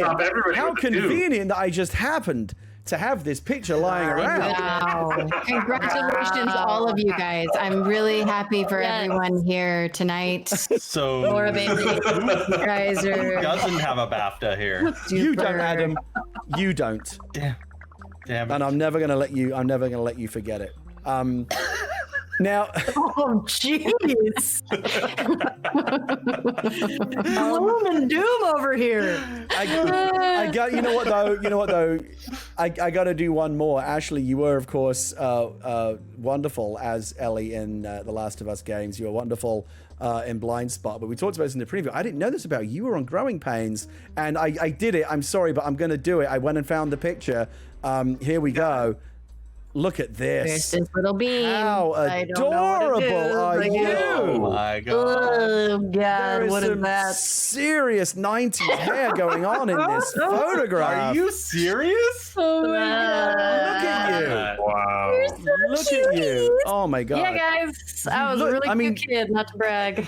Kind of almost portending the future there, because happened. you look like an Animal Crossing character as a kid, almost. Oh my god. Just the most. It's funny they based this game off of my look as a kid. Your Growing Pains years. It was originally called Animal Growing Pains. Why does your little person has a frowny face right now, Ashley? Why are you frowning? I do? Yeah, you look like you're frowning in the game. Oh yeah, you got to shake. Probably because we're. What do I do? Pick. There you go. There you go. Yeah. Now, there you go. We like to see. There you go. We like to see happy smiling faces here on Animal Talking. No. Ashley and Laura, I'm so glad to have you. Not just on, I would have been thrilled to have either one of you and at different times, but to get both of you together, what a treat! Because of course, you do kind of come as a pair in many ways. You're both on Critical Role. We're going to get to that in a moment. We had the wonderful Matthew Mercer on the show a few weeks ago. And he was telling me wonderful things about the both. He warned us not to come on, but we said, screw it, we're doing it anyway. And Caution to the wind. And of course, you're very much in the zeitgeist right now because you play, respectively, Ashley and Laura. You play Ellie and Abby in The Last of Us Part 2, which of course is the game everyone has been talking about lately. We recently finished playing it in my house. You're both absolutely wonderful in it. Both of your performances, I think, are just absolutely astonishing. I just want to say thank you for doing such amazing work on that game. Seriously, so brilliant. Were you a fan, Cory? Yeah, huge fan. I ended up DMing them immediately after I finished playing because I was just so bowled over by their performances. It was so good. And Ashley and Laura were like, "New phone, who dis?" Yeah, they're like, seriously, why? I don't even know who you are. What's happening? Okay, so now I'm looking at a note. I'm looking at a note in my show notes. I had a clip queued up from The Last of Us Part 2, and it's a clip from very late in the game. I'm not going to do any spoilers, but it's a clip of Ellie and Abby from very, very late in the game, basically kind of their big confrontation. And we are entering into spoiler territory. If you haven't, you might want to put on some earmuffs if you haven't played Last of Us 2 all the way to the end. Now, I see a note here that says you just had a note about whether or not Sony approved me showing this clip. The answer is no, but I just pulled it from one of a million different YouTube channels that have this clip. I don't know. Am I going to get in trouble if I show this? What do you think? Yes. Probably. I mean, who knows? Why don't you live on the edge? Let's live on the edge. Roll the dice. Maybe roll the dice. Maybe we roll the dice. Look, I've got Ellie and Abby. Hey, actually, we can say we sung on the same episode that Selena Gomez sung on just then. Oh my god, it happened. Well, but only, we did it. Yes, but only. Okay, but only if you're willing to step up to the mics and really get. You can't just get away with that. You got to step up to the mics and actually give us something. I mean, I think we did. They're up. Okay, let's do it. Can I? Shit, Ashley's going. Okay, Can we let's go. cover the song that she sang right By now? all means, Past Life, go for it. No, never. I mean, do you have a karaoke go-to? If you'd like to collaborate on something right now, we would love that. I got nothing. What are you gonna sing? Are there any songs? Are there any songs that you both know the words to? We could just say roll the dice. Okay. And then call it a day. Okay. Okay. All right, go for it. Okay, ready? Wait, are we? Okay, 1, 2, 3. Wait, what This is going really well. Hold on. What key are you going to sing in it? I don't know. Whatever comes out, I guess. Dice. Okay. Roll the dice. Roll the dice. Look, we did it. We did it. We're amazing. Truly. Thank you so much. That was a good build-up for. I think if you guys don't mind, I would like to do the full-length version of. Yes. By the Crash Test Dummy. Oh, you know the weirdest thing, that song. You know how like songs randomly pop into your head for no reason at all. That song's been in my head lately. Maybe I've been. It's kismet, Gary. Well, I mean, let's have it. Let's have a little of it. Sing it, Ashley. Go for it. All right, let's get ready. Once there was this girl who got into an accident, couldn't go to school, but okay, I'm not gonna. Wow. Okay. Man, that was incredible. Keep going. Don't. You know what's been stuck in my head endlessly, Ashley? And I think I told you this. I've had "Take on Me" stuck in my head for like 2 freaking months now. Would you? You know, I can pull up a backing track for "Take on Me" in like 2 seconds. I'm okay. Okay. She always travels with that track anyway. Listen, she's got it in her back pocket right now. You get Crash Test Dummies, guys, and that's That's all you get. That's all you get. That's all you get. I have to do a thing where I come over here to reset the camera. I've learned all the weird ways that this game operates. Okay, so look, I'm going to show this clip. And so, okay, here's the thing. If you have not played The Last of Us Part 2 yet, and don't want to be spoiled, I am about to show, it's exactly 90 seconds, and I'll tell you when it starts so you can look away, put on your earmuffs, whatever. I'm going to show this clip. We may end up having to cut it from the YouTube version, but I really wanted to show something. What is going on with Laura's costumes? Oh my God, it's Jester! I just wanted to see Jester while I was watching this clip. You get ready. I can't wait to see it. Oh my goodness. Okay, so if you don't want to have The Last of Us Part 2 spoiled for you, but I really, Ashley and Laura, their characters are kind of on different tracks in the story, and they only meet, a few times, but like in really, really important situations, one of which being the big confrontation at the end of the game. It's such a great scene, and I really wanted to talk to both of you about it, so I thought let's show a little bit of it. Again, look away for the next 90 seconds if you are in any way concerned about spoilers, because you're about to get some pretty good ones. I'm going to run a 90-second clip here. I'll cover the camera. So okay, yeah. Just stand in front of the camera right there. Stand in front of the camera. We'll be right back in 90 seconds. There we go. Oh shit! This is like the scene. Yeah. I'm not kidding I around. can't let you leave. Whoa! What happened? I'm not doing this.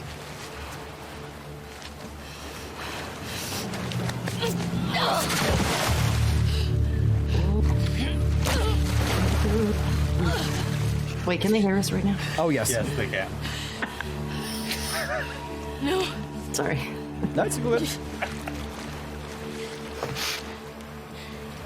I'm not gonna fight you. Yes, you will. Go for a swim, Ellie.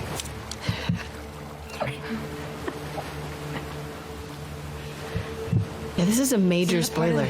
Seriously. Oh yeah, I warned him. I warned him. Away, people. Don't look. Don't say it out loud because I'm still listening, but not seeing. Is this where they say we really are the last of us? Cory, behave yourself.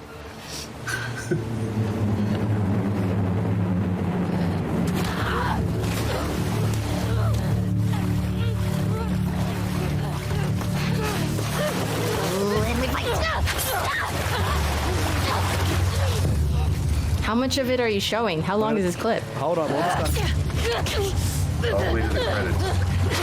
That was exactly 90 seconds from the end of The Last of Us. I make no apologies for showing it. And now you're not going to talk about it at all, I right? gave sufficient spoiler warnings. Yes. We're back. You can come back and take Adam. Everyone can take off their earmuffs. But I really wanted to show that scene because, we were joking around during the clip, but that's such a powerful scene. Without getting into kind of the spoilers of it all, I have to ask you both, because that's really you, right? That's you in the mocap suits doing not just the voice but the physical performance. Like you were really for some of it. Okay, for some of it. Some of it, like the actual gameplay stuff where you're actually fighting. That's mostly stunt people. Okay. But then when it cuts to the cinematic of Ellie on top of Abby, and all of the lead up to the actual gameplay fighting, that's all us. So her throwing me to the ground and all of that stuff, that was us. Is there, how does it feel? What does it feel? Even now, going back and revisiting that scene, how does it make you feel? Man, it's tough. That was a tough day. And also, playing through finally getting to play through the game and getting to that point in the game, it's if you played through it, when you get there, you kind of don't want to do it. I heard that from many people who said they kind of hated the game bit in a good way. They really didn't want to play that scene. And I guess that was kind of the point, right? It's to put you in that uncomfortable situation. Yeah. Yeah. It was tough, but I remember that was such an interesting day because it's Laura and I are very, very good friends. And so when you're having to fight each other and have all this hate for each other and anger and all of this stuff, and it's weird. And I also remember I was very sick that day. You were so sick. What was wrong with you? I just had a crazy cold or something was going on, and I remember I'm on top of her, kind of drowning her basically in that last bit of the scene, and I'm just screaming and spitting all over her. Pretty sure some of it fell into my mouth for sure. Yeah, for sure. Yeah. Is it? Obviously you're professional actors, so you do a job. But is it in any way difficult to play characters that have such animosity for one another? Because you're clearly such good friends in real life.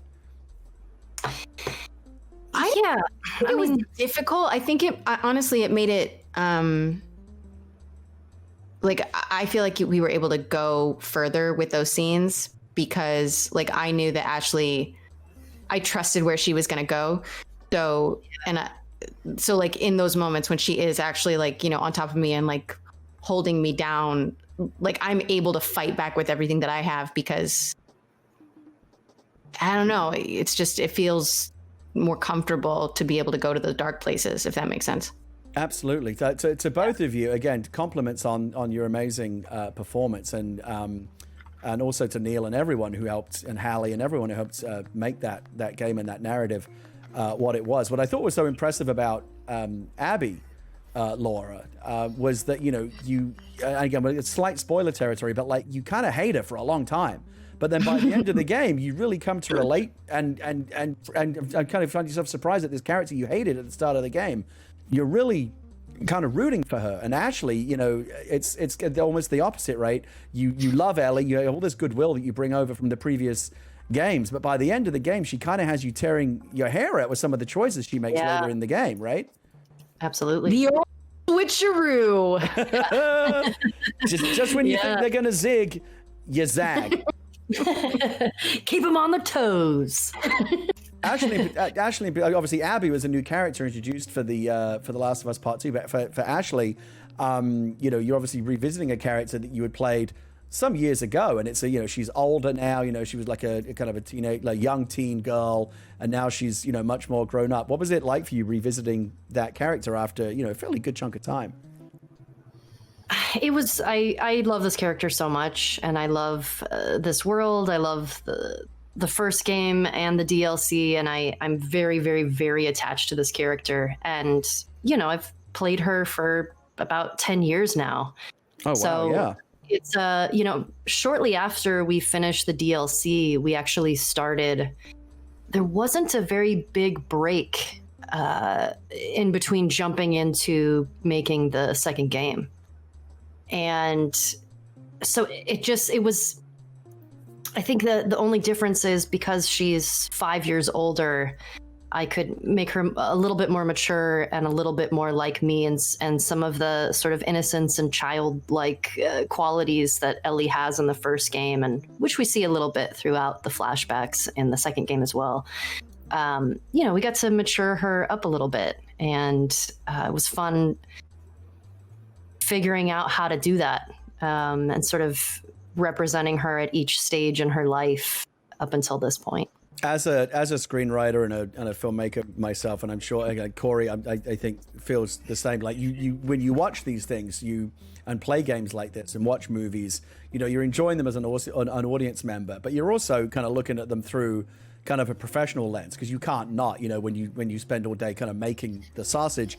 And I was just I just had so much admiration for the craft in that game across the board, not just like the graphics and the sound design and the way that the narrative is structured. And again, that accomplishment in taking a character that you love so much and making you almost kind of root against her, and then taking a character that you hate so much and getting her to root for her, and by the end you kind of just don't know how you feel, is a really, really remarkable artistic achievement. And that's a testament to the writing and the direction, but really to both of you as well. I thought both of you were just absolutely tremendously good in that game. Just two brilliant performances, and again, thank you.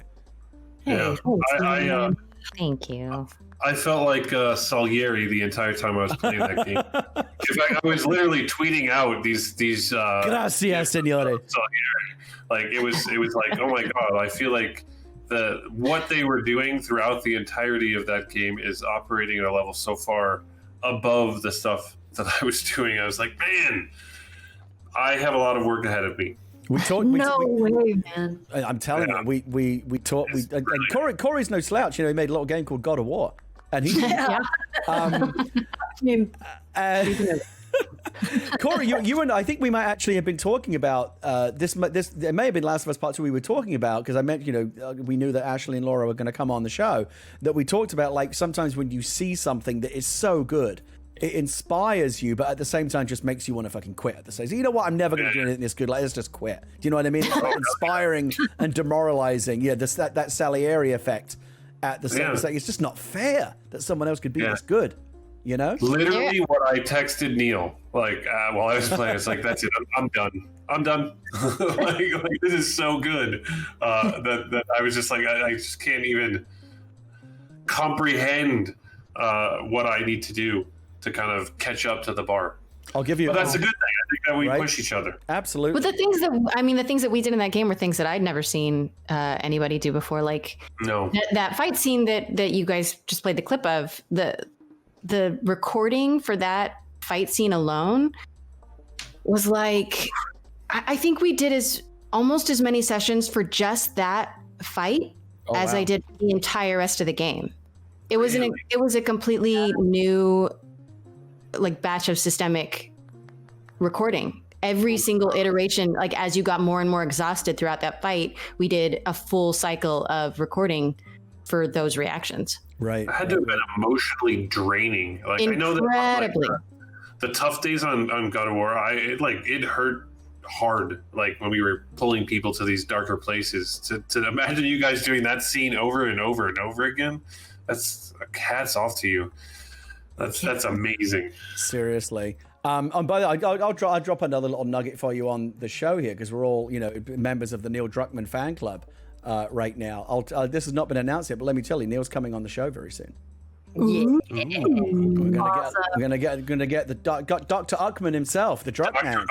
The Druckmann is going to be joining us on an upcoming episode of Animal Talking very soon. But right now, it's all about Cory and Laura and Ashley. And by the way, Adam, again, I know I don't like it when I get obsessed with the numbers, but we actually have more people watching us now than when Selena was on. The numbers have gone up, not down. Amazing. What is going on?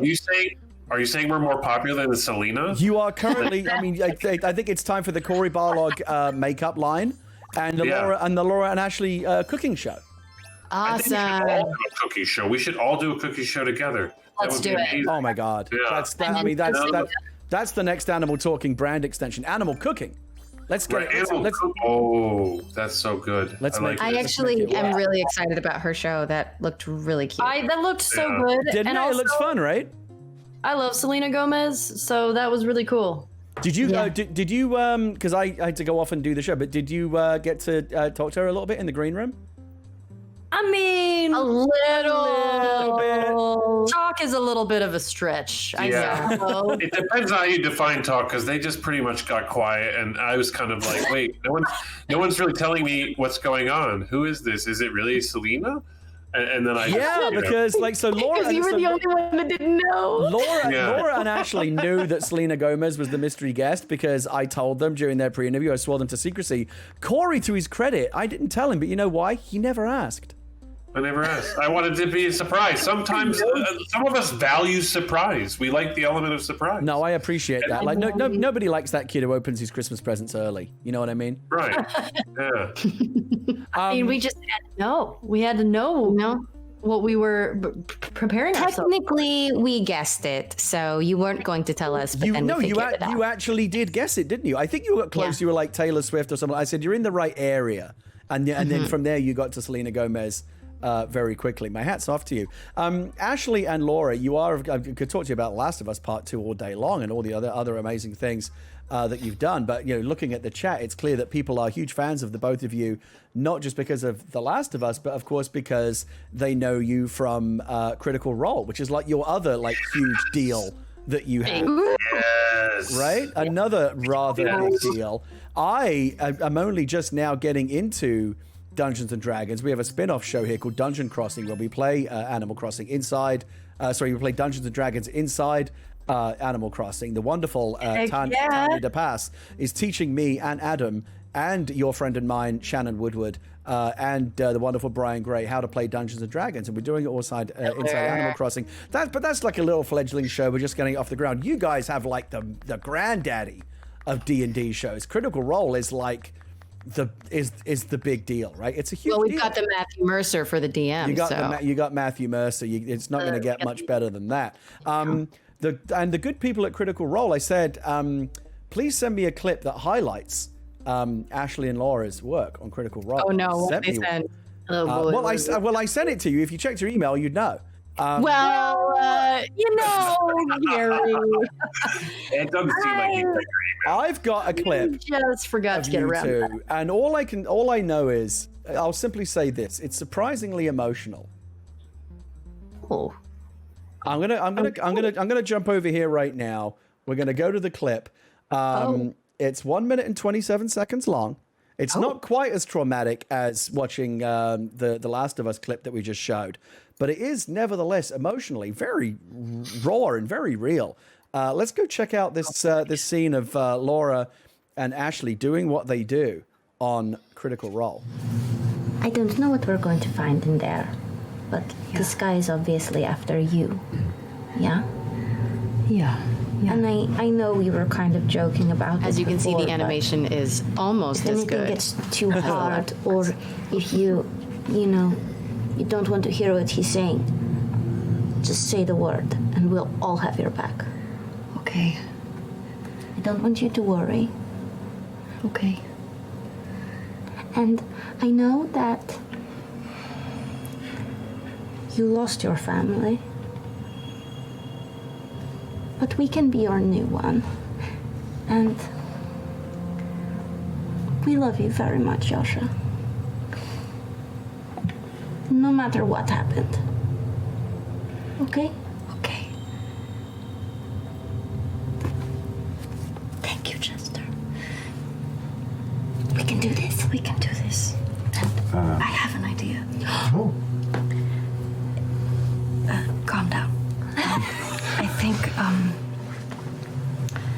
I think on the gate it said, "Let lie the king's instrument," and I think it's a rock harp. What? A rock? I think you're right. Yeah. No, Chester was saying, yeah, it's a joke. It's not a real thing, guys. My goodness. What are these emotions that I'm feeling? I didn't know. Like, is Dungeons and Dragons supposed to be able to make you feel these emotions? What is going on? There's people crying in the chat right now. crying, tears, human tears. It's I don't ever get to go back and like watch the games after we played them. Like they just live on in my memory. So like watching the clip, I'm like, ooh, what is this? I forgot about that. And I was like, that instrument was definitely not a harp. Looking back on the game, but yeah, I mean it's funny. I feel like we've all played together for so long, and we played in a group together before even streaming. That was never anything that we thought that ever was going to happen. For how long did we play before we streamed? 3 years before we ever did anything online. Yeah. Ashley, I couldn't tell if you are just a really, really good actor or if you were actually getting kind of choked up in that scene. It was hard to tell. Which one was it? Hi, well, when Laura's talking, you're gonna, if you're with your friends and you're throwing yourself into the role play with everybody, you're gonna get emotional if someone is connecting with you, and we go pretty deep in the game. Yeah. By the way, I don't want to just kind of like get out of your like comfort zone and just do it, because the rewards for doing it's just so great. Oh, hold on a second. What's this? Looks like someone's on their way here. What could this be? We already had one mystery guest, one surprise guest. Could we be going for two? Who could it be? Hold on. Is Selena back for more? I don't know what's going on. Let's find out. Laura and Ashley and Cory, I don't think they know. We're about to find out. Who could it be? Oh my goodness! Could we be going for The Last of Us Part 2 trifecta? Could the wonderful, glamorous Shannon Woodward, aka Dina, the love of Ellie's life, be flying into the island right now without any prior announcement? Somebody slipped her a dodo code. Because here she comes. My goodness. By the way, I just want to give a shout out to my DM, the wonderful Tani DePass, aka Cypher of Two, who's in the chat right now. She's been teaching me all kinds of things about how to play Dungeons and Dragons, and I'm very, very grateful to her. Thank you, Cypher, and I look forward to playing with you again very soon. She's great. But oh my God, Shannon's here. Shannon just flew onto the island. See what she's wearing. Amazing. We're collecting all the Last of Us Pokemon. Got to catch them all. I think she's going to be making her way down onto the set very soon. What a surprise! I didn't know.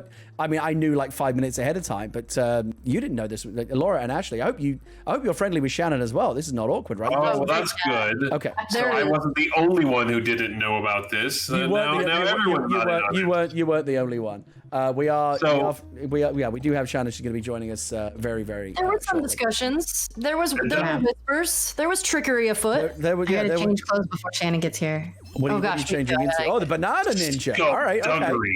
Hold on. I'm liking the banana ninja very much. Thank you. I poked my eye out with the banana. I'm gonna just wear my noble coat. Oh my God, this is crazy. Shannon, I heard. Oh my goodness, is it true? She's here. I see her in the Discord. Shannon Woodward. Oh my goodness, let's give her an intro. Oh my God. I'm so excited I changed clothes. Absolute chaos.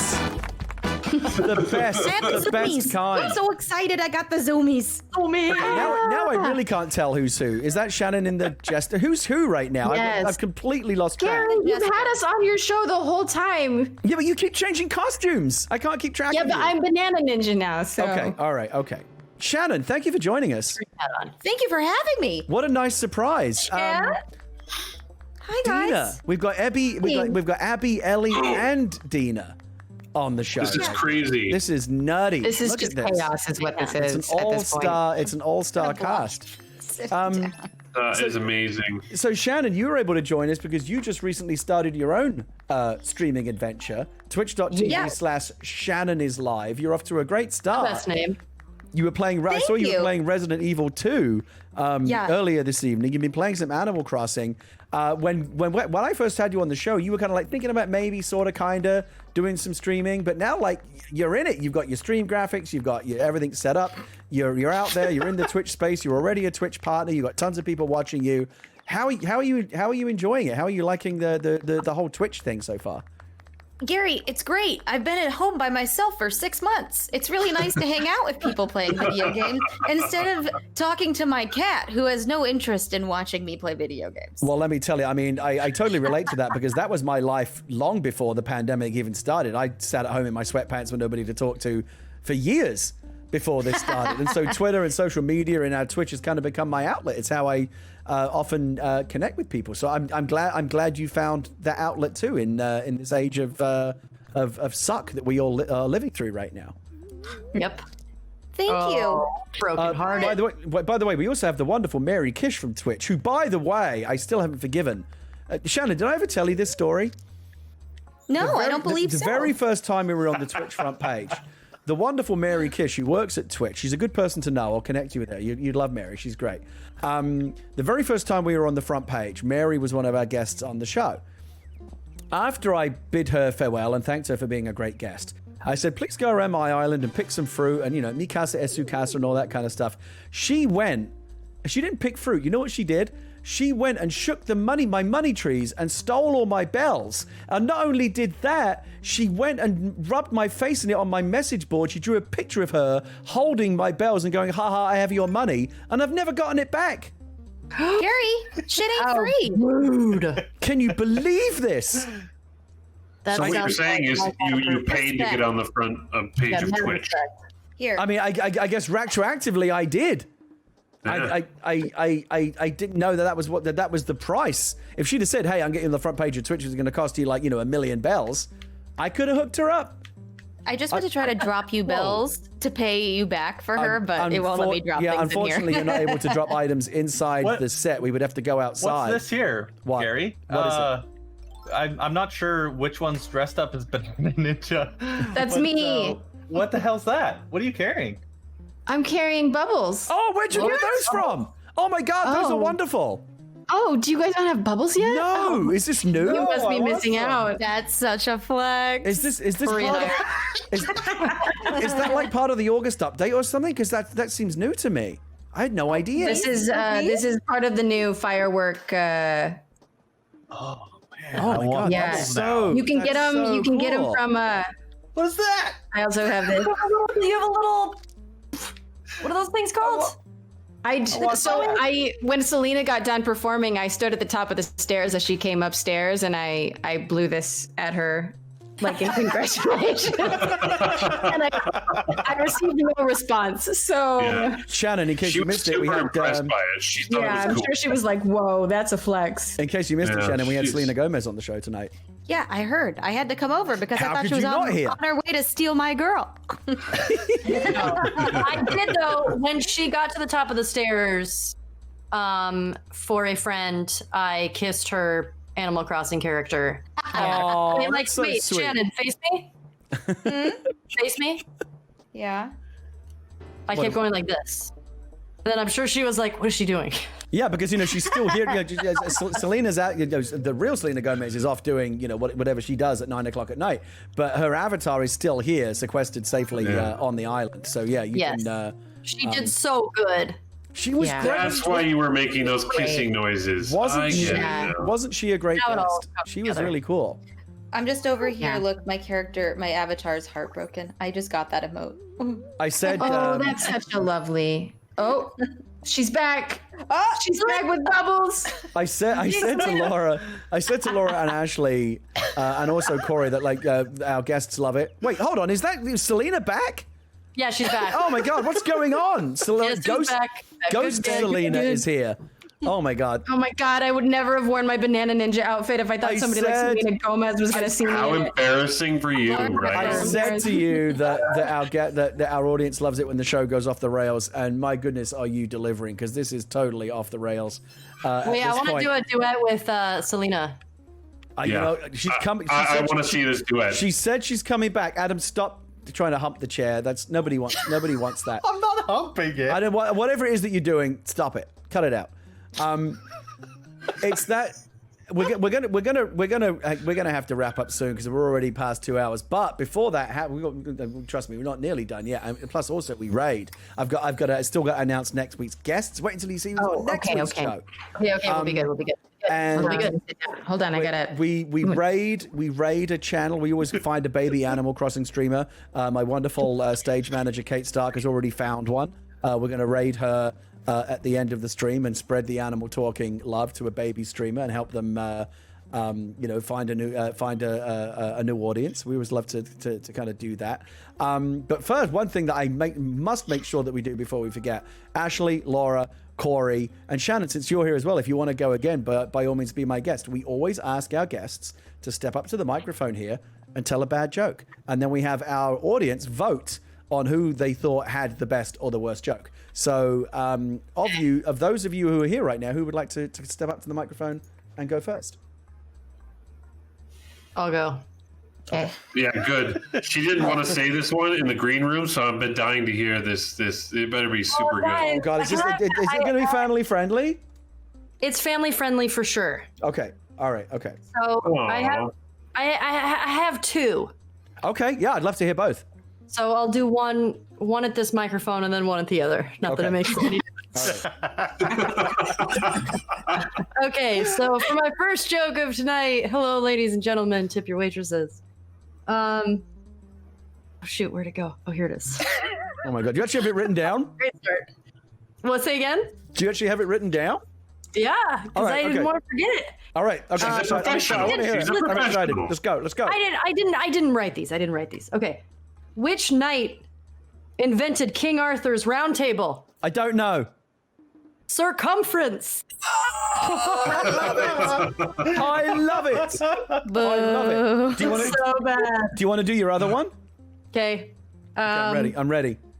How can you find Will Smith in the snow? I don't know. Follow the Fresh Prince. Oh my God. Oh my God. It's so bad. It's so bad. I should have that one. Real bad. I'll take them both. Ashley, you gave a great account of yourself there. Thank you so much. God. Who's next? I'll go. Okay, Laura. Okay. Laura seems very like, I'm ready. This is just first joke. Hold on. What did the pirate say when he turned 80? I don't know. I'm 80. Oh my God! apart from the part where Adam totally stepped on the punchline, Yeah. You did very well. Cory. Thanks, Cory. Oh, sorry, Cory. That's me. How dare That's you? me. I'll pause longer for joke number 2. Okay, everyone, please pray silence for Laura's second joke. Let's let her try to get this one actually out. What did the blanket say when it fell off the bed? I don't know. Oh, sheet! Oh my God! You know who told that joke? Danny Trejo. Really? Danny Trejo told that joke. Danny Trejo? He Why did. you gotta tell Danny's material? You're in That's very messed good up. company. Cory. I'm gonna start calling him Daddy Get up here. Trejo. Daddy Trejo, I like it. Get up here, Cory. Okay. All right, Do I Cory have to Barlog, award-winning director of God of War. Okay, everybody has 2 jokes, so I feel the obligation that I have to do 2 jokes. I'll But the happily first take one, 2 from you. Yeah, all right. What did the fish say when he hit the wall? I don't know. What? Damn. Oh. Because it's a damn. It hurts. It's so good. It hurts. Yeah, it's really good. Like these are my original jokes. A lot of people Shannon, don't know that I'm a comedian. Would you like to take a crack at this? I think she's gonna need to take a crack. I thought Cory had one more. Oh no, sorry. I'm sorry. Yes. No. That's right. He did say he had 2. One more joke. One more. One more is just going to be me ripping off my face and revealing that I was Neil Druckmann the whole time. All right. Okay. When does a joke become a dad joke? I don't know. Tell us. When it becomes apparent. Oh. Oh my God. Wow. These are really good.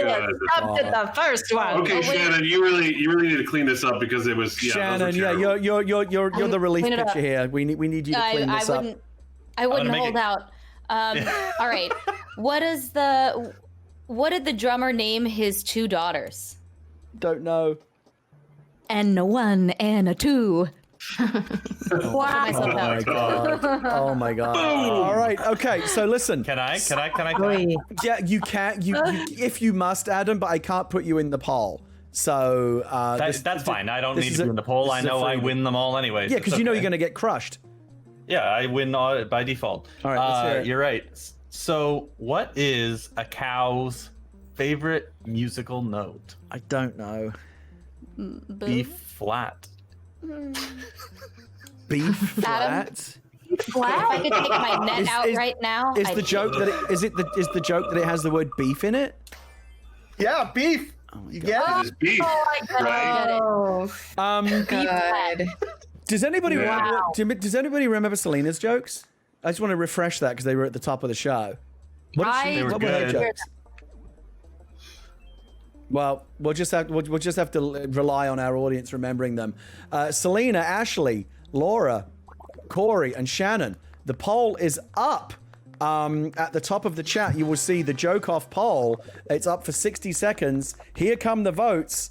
Selena, Ashley, Laura, Cory, and Shannon. Right now, Ashley storming into an early lead with 72% of the votes. Yeah. Is she going to run away with it? Circumference. That was strong. Great. That was strong. But it's early days. We're not even halfway through the poll yet. Ashley's still though with a commanding lead. It's rigged. Pretty much everyone else is fighting over single digits here. They're fighting over Ashley's scraps. Her comedy scraps. 9%. I think this is all mail-in voting. I voted. How are you guys voting? It's rigged. Where are you seeing this? It's rigged. This poll. Ashley, we're on the internet. What's the internet? So remember the World Wide Web we talked about? You don't want to. You're better off without it. You're better off not knowing. My hands hurt from clapping so much. I'm gonna stop. All right, the votes. The results are in. Ashley was 63% of the vote. Second place, Laura, and everyone else basically fighting over single digits. Yeah, that's the most convincing comedy win we've had in a while on this show. No drummers in the audience. Apparently. No, I guess not. Very specific market you were going for with that one. My goodness. What an amazing show this is tonight and has been. Again, don't go. We are about to wrap up. Please don't go anywhere because we are going to raid. We're gonna hit a young streamer with a small audience with a massive raid and make someone's night. It's always honestly my favorite part of this is hitting them with a massive audience. We've got about 14,000 people here still in the chat, which is amazing. It's going to be a big fat raid. Next week on the show, we've got another plethora of amazing guests, which I'm pleased to announce to you now. We had a very PlayStation center. It's funny because it's a Nintendo game. But you want to come up front here, Gary? No, I'm good behind the desk, thank you. Okay. I'm good. I'll come out in a minute, but I'd like to sit behind the desk when I announce next week's guests. It's been a very PlayStation-centric show tonight with, Cory Barlog from God of War and Shannon and Ashley and Laura from The Last of Us Part 2. Next week, it's Xbox's turn because joining us on the show live next week will be, hold on, let me just get rid of this, will be the one and only, the boss man, the top man himself, Phil Spencer will be joining us live on the show. The head honcho, numero uno, the top man at Xbox will be joining us to talk about all things Xbox Series X. Yes, it's really happening. Phil Spencer will be on the show next week. Our musical guest will be the wonderful, she's honestly one of my favorites, the wonderful Lisa Loeb will be here, not only chatting on the couch, but she's bringing her guitar and she is going to perform live. She is going to perform live for us with her guitar. And we are super duper excited about that. And hey, you like the sweet life of Zach and Cody? Well, I got half of that shit tomorrow, next week. Dylan Sprouse is going to be on the show. What about that? How intro, Gary. That is so good. I love it. That intro was just spectacular. What? I got a half of that shit. I got half of that shit. And I'm going to get the other half, too, because once we get Dylan, I got half then of I can that get his shit. brother Cole to come on the show. I'm a big fan of Jughead, you know. I love that Jughead on Riverdale. We're going to get them both on here. That would. I'm tuning in. That is next week's show. Phil Spencer, Adam, we did Lisa Loeb's sound check last week, and she played for us. How good did that sound? Wasn't that amazing? Oh my God, just absolutely incredible. So good. That's next week's show. Don't go anywhere. We are going to Raid. It's always a fun thing to do. I do want to say thank you to all of my guests. Oh my God, what wonderful guests. I say this almost, I feel like I say this every week, but this might be, I don't know, maybe the best show that we've done. To all of my guests, Selena Gomez, the wonderful Cory Barlog, the also wonderful Laura Bailey, the delightful, I'm running out of expletives. I'm running out of superlatives. Incandescently Ashley talented. Johnson. Oh my goodness. Award-winning Ashley Johnson. And everyone who makes the show possible. Adam Nickerson, Leah Whitta, Kate Stark, all my mods. I love you all. And of course, all of you at home watching. Thank you so much. We'll see you next week. Adam, you put that fish away. I love that fish. That is so good. Every goddamn time.